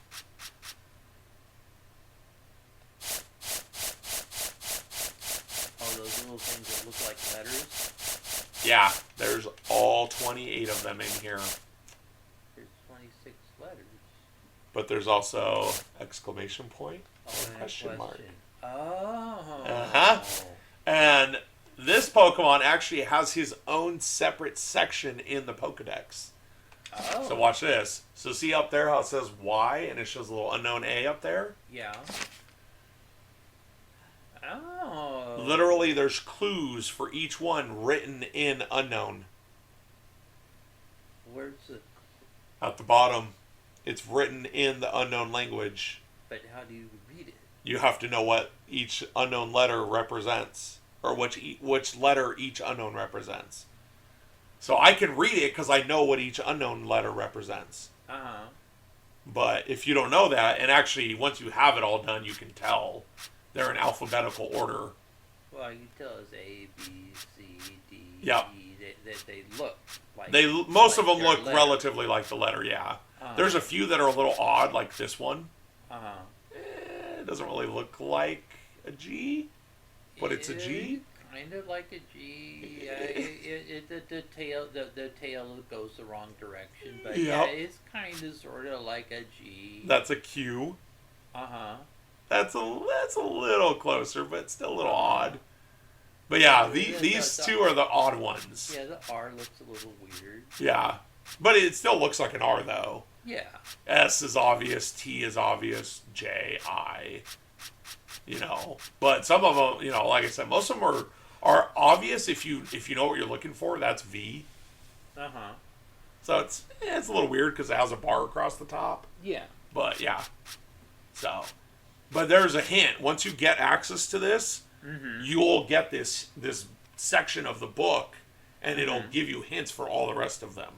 So basically, you'd have to write this stuff down, and then you can actually kind of write it down, unless you can do it in your head. Yeah. But it's probably easier if you actually write it down. Yeah, I mean, I'm first used to it. thing So is, this one, it says, within the settlement where time... what is that? Time. Oh, where time rules. Is that an R? Yep. That's an R right before, for the first letter of the last word. Yeah, because I got EU. It almost looks like a P, but it's an R. Yeah, I can't see the little Tail, it's small. But yeah, within the settlement where time rules, that's where unknown A is. Ah, okay, got it. So, see?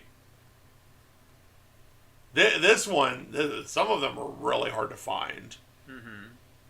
Turn your eyes up at the volcano or volcanic island.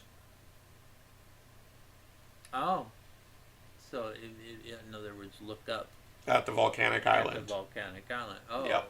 Okay. Yeah. So, like I said, for me, I've seen Unknown so many times because they've been puzzles for since they were introduced. Mm-hmm. They've been occasional puzzles for different games. Oh, okay, yeah, I've seen them. It's just I've never known. Well, okay, Do you read fine. it? They're Pokemon, but what do you use them for? Yeah, they're usually used for puzzles. Okay, and I've never seen the actual puzzles in any of the other games. Yeah. Do they ever show up in the other games? Yes. Which one was it? I think there was another one recently that did that. Uh-huh. I'm trying to remember which one though. Because originally they used Braille. Uh-huh. They used Braille at first. Uh-huh. Was it Heart Gold, Soul Silver? I think Heart Gold and Soul Silver used the unknowns for their puzzles. And it might have been like that in Gold and Silver also, the second generation games. Oh, I so see. Heart Gold, Soul Silver are the remakes for second gen. Oh, okay. So yeah. But yeah, I'm pretty sure they used them in there. Oh. Third gen used Braille. Mm-hmm. And the remakes, I think, also used Braille. Oh. So yeah. Very cool. What else was I going to show you? Oh, so remember I told you. Check this out. Okay, so wrong slot. So this is the item that allows you to become almost silent. Stealth spray. Oh, okay. Okay. And you got like 125 of them. Oh yeah, because I use them a lot. So now, if you notice, I'm running, but you can't hear it. See, I'm rolling, and they don't even know I'm here. Oh, okay. So although you don't need them, you can sneak up on Eevee now.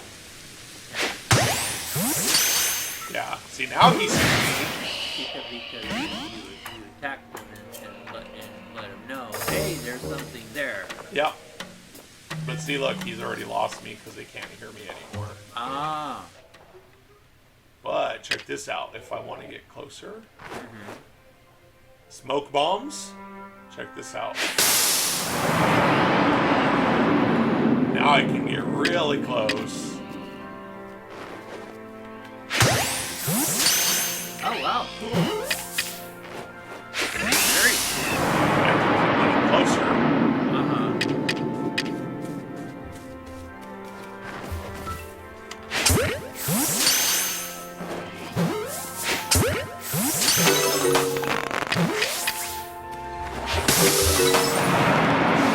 See? So yeah, there's a lot of stuff as you get further in the game where you can get some crazy combo stuff like that. Oh, okay, cool. And then, so remember how I told you that there's different. So obviously you have Pokeball, Great Ball, Ultra Ball.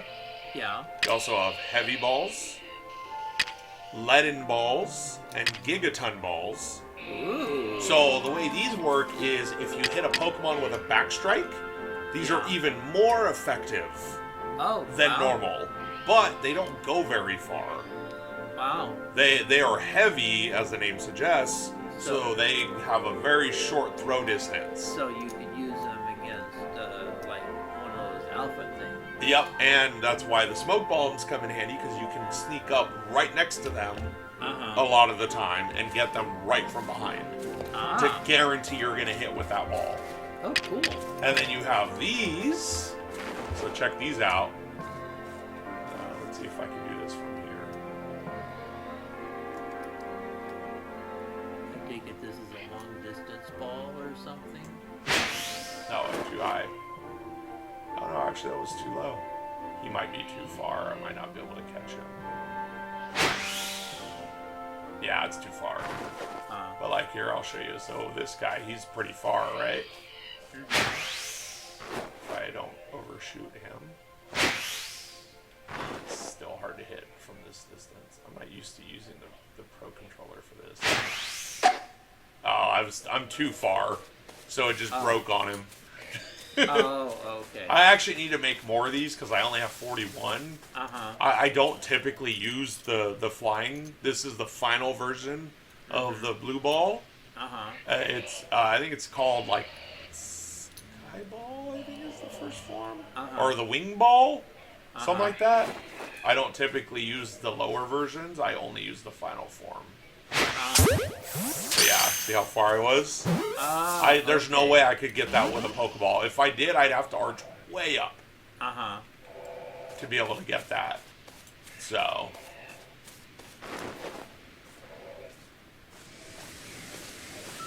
Oh, he spotted me. He can see decently far, so. But yeah, oh yeah. See how the tree is shaking? Yeah. That means there's a Pokemon in there. So, how do you get it? Let me make sure I have false swipe on.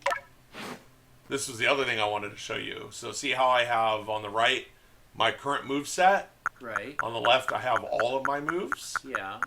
And this includes moves that I've bought. So, let's say I want to put this guy in here. Swap it out. Hit A. Now I have Earth Power instead of false swipe. Oh. See, so now if you check out my moves, I have Earth Power instead. Oh, okay, which is a better move. Yep. But if I want to catch a Pokemon, just go back in, false swipe, plop it back in. I'll move it to the bottom because I usually like to have it in power order. And then hit confirm. And now I have false swipe back. And I moved where it is in my attack list. So now it's at the bottom also. So watch this.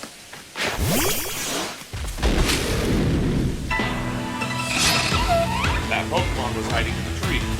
Oh, wow. Unfortunate for it, it's very, very weak compared to me.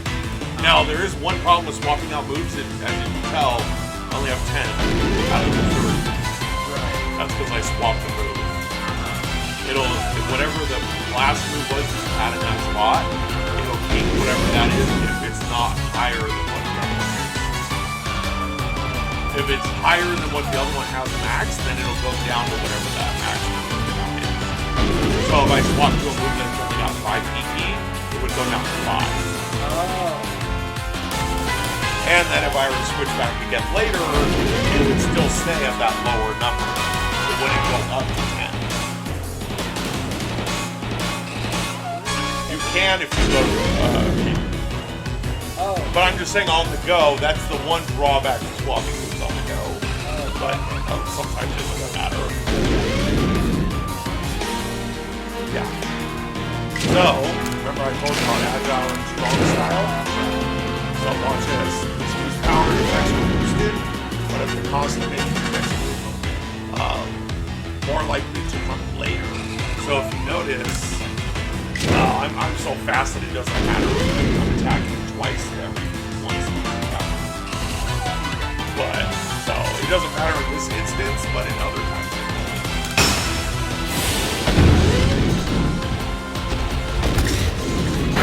It also has a different animation. Strong style move. But, it uses 2 instead of 1.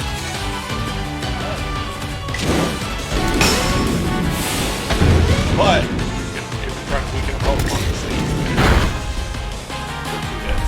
Otherwise, it would take it to 4 5. Depending. Sometimes it doesn't still, but swap. I don't know but just to kind of show you. So, just like in the other game, 1 health usually does help quite a bit. I'm using a Great Ball though on a level 35, so it's not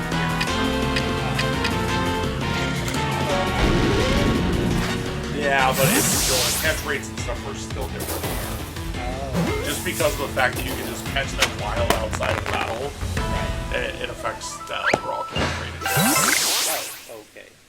So, now, if there's a Pokemon in the tree, you usually get double the rewards from the tree. So I got 10 apricorns instead of 5. Oh, cool. And I actually got an extra item on top of that. So, and you can also get the stones to have that too. So see this blue one here? This is for the jet balls, the blue ball that I have there. This is for the heavy balls.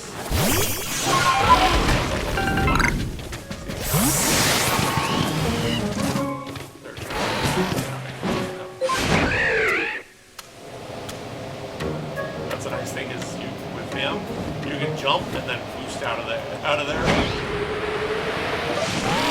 This is a Vivichoke.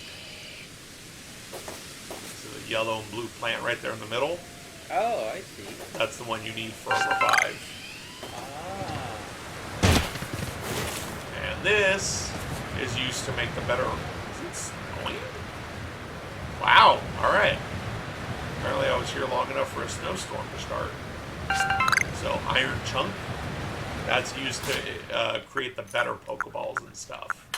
Oh. So, if I go craft. So, see right here? Apricorn, tumblestone, and then an iron chunk, but actually needs 2 tumblestones. Oh. This one requires 3 tumblestones and an iron and 2 iron chunks. See? Oh, I see. Oh no, this only needs 1 tumblestone, but I don't have any with me. Oh. Okay. They're all in my box at Right. storage. I'm 999. Mm-hmm. So yeah. But yeah, see, these are all the different potions and stuff. Different revives, max and regular. Common shard, which sells for a lot of money.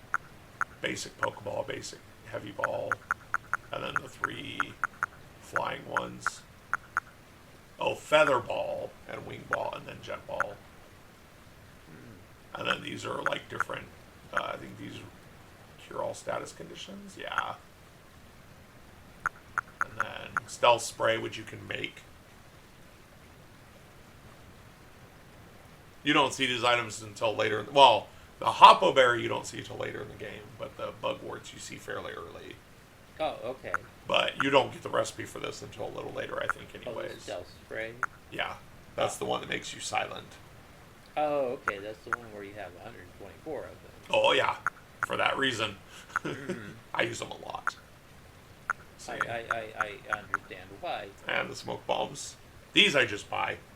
And those blue things are those flying balls. These are, yeah. This isn't. This is, I don't even use this thing. Well, It's like a distraction thing. Well, the blue things that are highlighted that you can make those.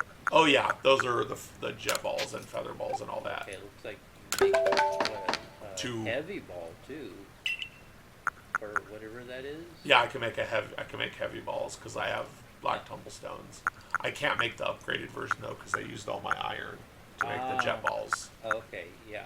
Because I need these more. Okay. These, I can't buy these, but I can make them. I can buy these, and these. I cannot buy these either. But I've got 232 of these. 150. 200, almost 250. Wow. So these I don't usually need a lot of, but these I do because I use them a lot, and I don't buy it. You can't buy them. And the blue sky tumblestones are kind of rare. They're typically rarer than the black ones and the red ones. Ah, I see. So yeah.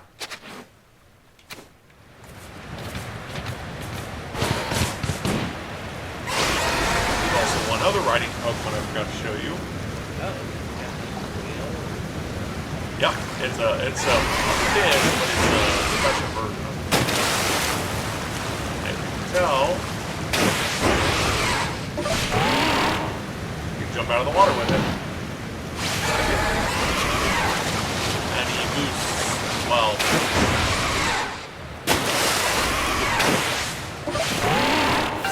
Yeah, this game is really like, as far as like flow between land, air, and sea is really good.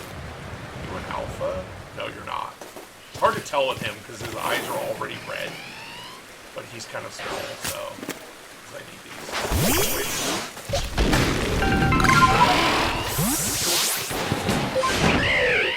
But yeah, so kind of gives you an idea. Our around here. Baby version. More baby version. Yeah, so.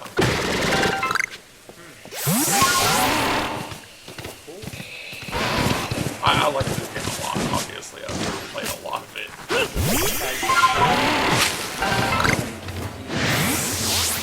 I can understand why. Yep. It's very interesting and Yeah.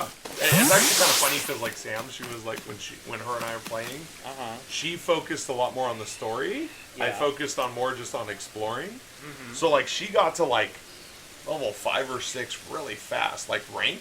Right. Because I was just screwing around. I was just going gathering materials and catching Pokemon and Yeah. whatever. And then, I hadn't really done very much in the story or anything, but I started ranking up really fast Right. because I was catching a lot of Pokemon. Right. So I started catching up on rank and passing her, and I hadn't even done it like any of the story yet. Oh wow. She's like, "What the heck? What are you doing?" I was like, "I'm spending all my time catching Pokemon." So yeah, I forgot I have soda a little bit. Is that wild area, baby, wild area. Yeah, infinite wild area. Yep. I mean, shoot, I spent so much time in that first area for so long that it's like by the time I left there, it's like I knew almost everything I could while I was there that I could reach. Wow. Because I've been there so much. Wow. So, wait, do I actually have more or just spending it for money? Ooh, I actually have these four already. I don't have the Selesnya one. Oh, okay. Thank you. Cool.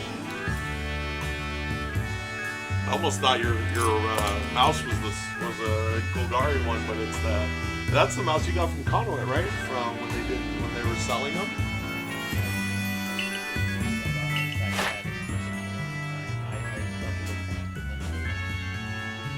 Oh, okay.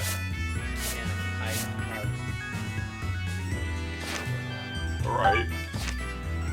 Oh yeah, I got more research points. All right. Very little, but You got something. yeah, it takes so long now to get to the next level. Once you get to like 7 and 8, it takes so long. Cause look how many I have. Look how many I still need, and look how small the sliver is. Where's the? On the bottom right I corner. see. You have 58. 58,000, and you need 1490. Yeah, and look how small that little sliver is. It's just a tiny little bit, like this big. Wow. But yeah, so it's a lot of points to get to each level once you get up to like 6 and 7 and 8. Well, you're on your next. You've only got one more star to go. Yep. So, and that would basically mean, well, you're done now. Yep. Except for maybe finding things that you have. Yep. So these are the only two I don't have completed. That's it. Huh. Everything else I have 100% complete. Well, I have research level 10 on all of the others. Literally every other Pokemon in the game. I've caught everything now. Wow. That's pretty cool. So, yeah. Yeah, because like I've been on the fence about getting the game, and my sister's been on the fence about getting the game. But seeing this, I can see how much fun it is. Yeah, I mean, I was going to say, if you liked Pokemon and you like Breath of the Wild, this is the best of both worlds. Yeah, it's You have all the resource gathering of Breath of the Wild and the pseudo combat and sneaking and all that stuff. But you also have all the aspects of Pokemon that are normally there. You battle your Pokemon, so choose that's special moves. yeah, that's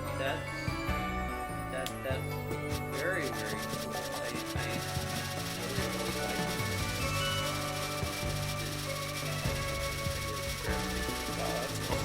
I know.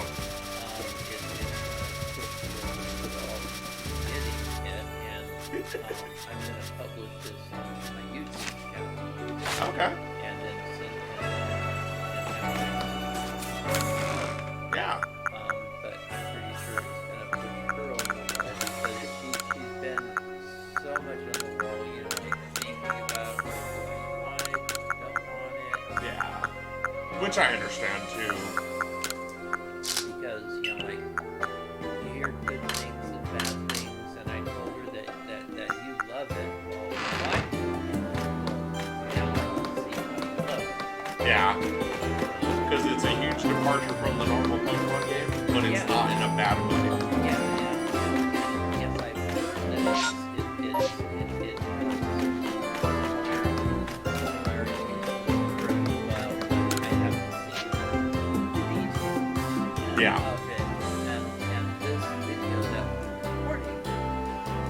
is Huge contest.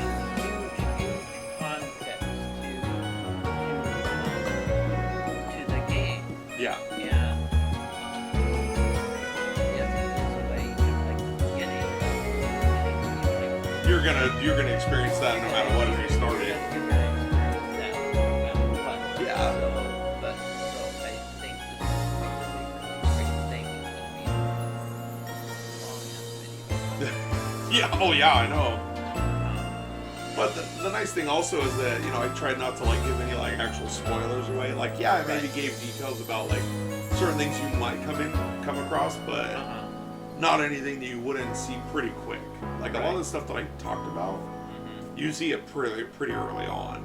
Yeah. So like the strong and agile style moves, you see those pretty early. Yeah. Like even on my other playthrough, I already have a Pokemon that knows either strong or agile style moves already. And we've seen the beginning. Yep. And a taste of what it looks like at the end. Yeah. To know what you're working towards. Yeah. So I think this will be really good for a lot of people who are on the wall about the game. Yeah. And this lady here, this is how you trade Pokemon with other people. And this is also where you use your merit points. So remember how I told you by returning satchels you get merit points? Oh yeah. This is where you go to trade them in. You talk to her, and you can trade in. It tells you how many merit points, and you can buy a bunch of the evolution items from this lady. See? Oh. This is the item you need for Pokemon that require trade to evolve them without having to trade them. Oh, okay, and like So like Machoke to Machamp, Haunter to Gengar, so on. Okay, and like you have what, like almost 6,000, and this is only 1,000. Yep. So I go buy 6, but I already have 6 in my bag. Yeah, so Because you also find them throughout the course of the game. Oh yeah, I see. You got 6 in the bag already. Yeah. See. Some of these I don't because I use it and I never got another one. But yeah, see, Dusknoirs. Right on to Rhyperior. Electabuzz to Electivire. Magmar to Magmortar. Oh, it actually tells you what it does rather than... No, I just know by heart. Oh, okay. It just says it's loved by a certain Pokemon, but I know what they all are. This is to get Porygon to evolve into Porygon 2. Oh, okay. Porygon 2 to Z. You know. I think that's Chansey to Blissey. Or it might be Happiny to Chansey, I don't remember which. I always get these two mixed up. I want to say that the Claw is for, the Razor Claw is for Sneasel into Weavile. And then this is to get Gligar to evolve into Gliscor. And then I don't remember which all Pokemon. I want to say that's how you get Kirlia to evolve into Gallade, though. The male version of Gardevoir. Yeah, I remember that using the Dawn Stone.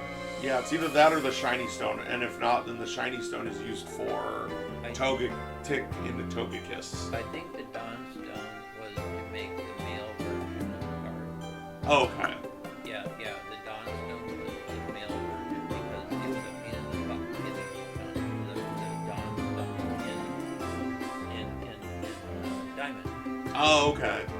This is only used for one Pokemon. So if you don't want to go out, if you want to catch a bunch of different ones, don't buy more than one of these. If you don't find one already. I don't remember who all that's used for. That's used for Eevee into Glaceon, Eevee into Leafeon, Eevee into Jolteon, and so on. And I'm assuming you can use the same website that you use currently to find out which stone is. Yeah, Cerebi.net. Yeah. We'll kind of tell you. I don't know if you want to include that in the video, though. But yeah, the name of the website, I mean.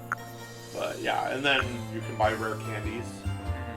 Oh, that's kind of neat. So if you have extra rare points and you don't need any of these stones or any of that, yeah, just buy rare candies. Rare candies are good Yep. Or you can buy 10 merit points as a Pokeball.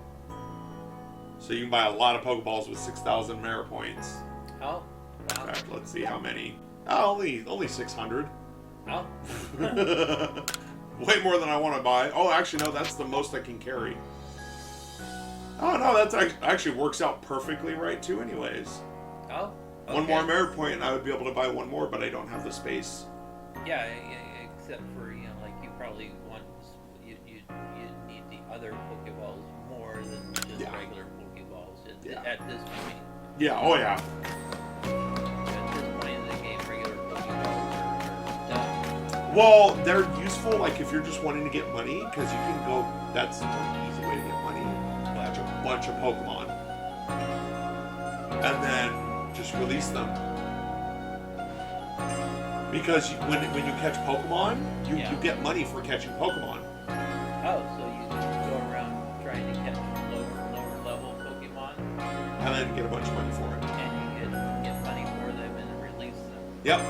And when you release Pokemon in here, remember I told you about like the Grit Gravel and Grit Rocks and all that stuff? Yeah.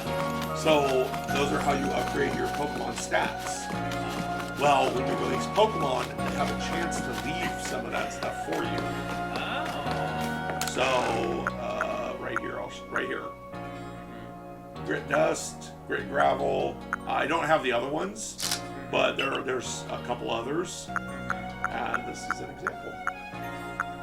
You have 999 Apricorns. Oh. Also, I have that many, what was it, red tumblestones. Oh, so you make almost 1,000 Pokeballs. Yeah. So I don't even need to buy any if I don't need to. And then what else? Can I show you? Oh yeah, so I can actually show you what I was talking about. So remember I told you about their stats being from 0 to 3? Check out my Gardevoir. Oh. All of them but her attack, because she doesn't use attack stat. She's a special attack. Yep. So look at her special attack stat. And it's 10. It's almost 400. Oh, wow. And she's only 81. She has almost 20 levels to go. Oh, wow. So that means 20 more levels of stat boosts in that stat like that. Oh, wow. See, and then look at his speed. 350. Wow, he's a fast one. Yep, he's pretty good overall attacker. Yeah, Lucario. Because even though his special attack is decreased, look how much it still is. Yeah, well, Lucario is a really good Pokemon to begin with. Yeah. My starter. Look at his special attack. Wow. And it's not boosted by nature. So if I had a benefit... Oh, by the way, you can grow mints. You could what? The mints, the nature mints, you can grow them in here. Oh. Actually, you know what? That reminds me. I need to go harvest those. I'll show you where that's done. So back here... oh, wait, duh, I forgot. I can just teleport. Genius. Forgot you can fast travel even in town.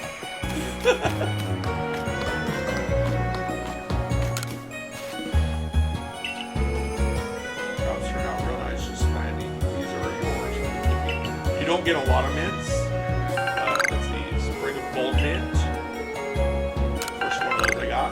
Careful mint. I don't really care for that one. Naive mint. I don't really care for that one either. Yeah, see, that's it. I only got 3. Oh, that's kind of... $10,000 for each harvest. It's worth it though to do another harvest of those mints. Oh. But it's worth it because the mints are a pain in Sword and Shield if you remember right. Yeah, I remember there was adamant mint. Adamant and modest mints were like the most common that we needed. Uh-huh. Yep. And the hardest to find. Oh yeah. But now you can just grow them and keep doing it. As long as you go out and farm money. Can you grow them specifically, or do they just grow randomly? It's random ones. They give you random ones, but it's okay. Because the thing is a lot of times you can still use the other mints. It's just those aren't as commonly needed. Right. Now, this thing has those stupid little square red things that you get in diamond and the other one. The shards. The shard. What do you use those square shards for? And here they're just for money. So you just sell them. Yeah, they're Just like well, and you can combine them with Stardust. So there's a recipe I'll show you real quick.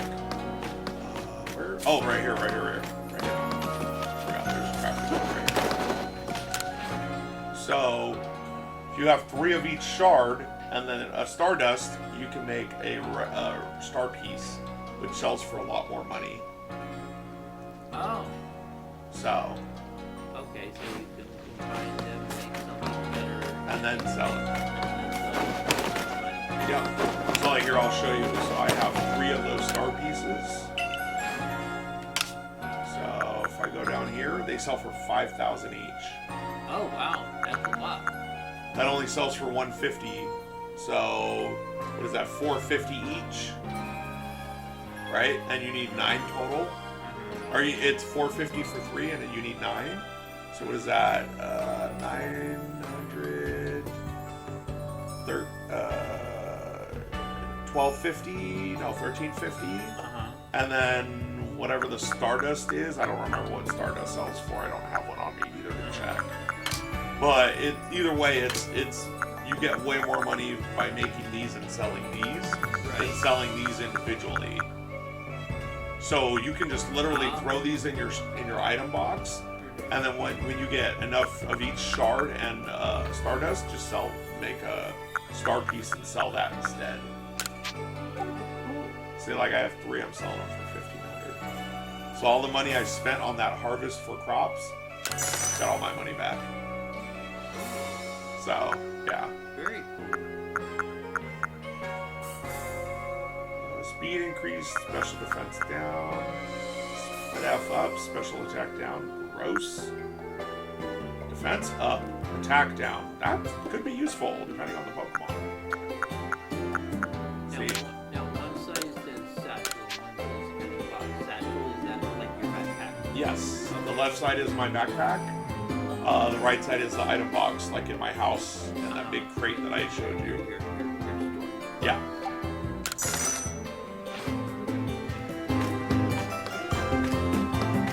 So my wife, she'll go all the way over there to get into the box.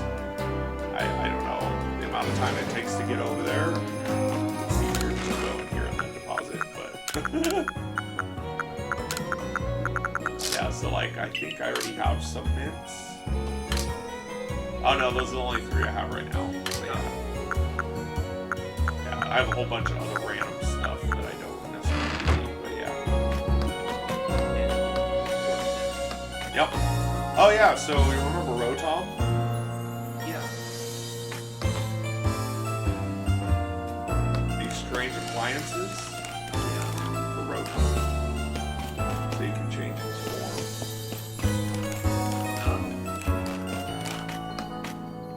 I don't have all 5, I'm missing one of them. The lawnmower. No, you did. Yep, but you buy them from these guys here. Can I not talk to you? Oh, weird. Okay, now I can.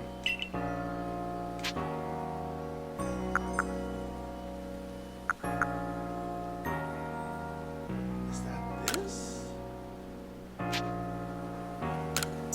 That's it. I think that's the...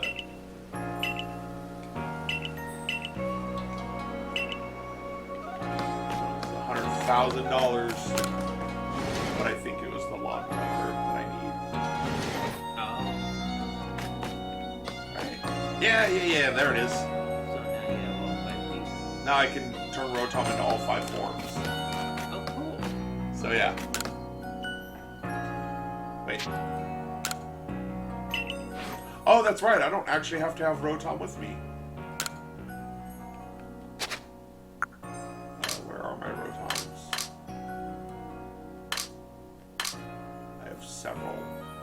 there's one there, but I want one that's not already transformed. Oh yeah, there's all my unknown. Alphabetical order. Phantom. Oh shoot, I don't know if I have any more Rotoms that aren't transformed. But yeah.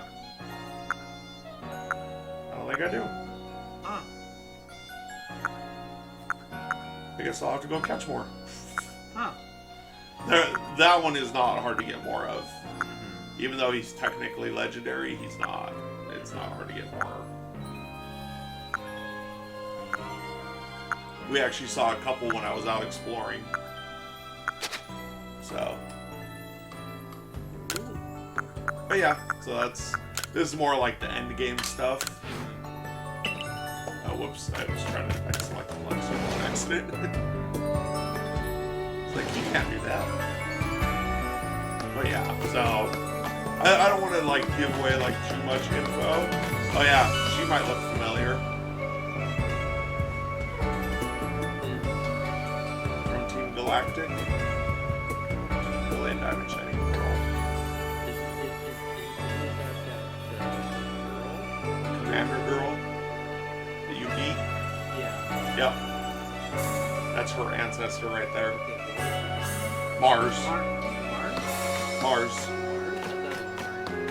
No, Mars, like the planet. No, Marnie is from Sword and Shield. Oh, okay. She's the emo girl from Sword and Shield. Yeah. Yeah, no, that's Mars from Brilliant Diamond Shining Girl. Oh, okay. If I did, Yeah, she's part of the story, but she's one of the bad guys. Oh.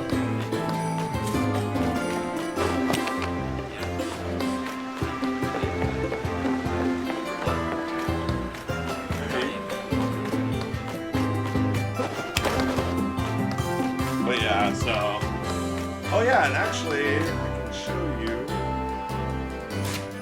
So this is unrelated to this, so if you want to stop the video, you can.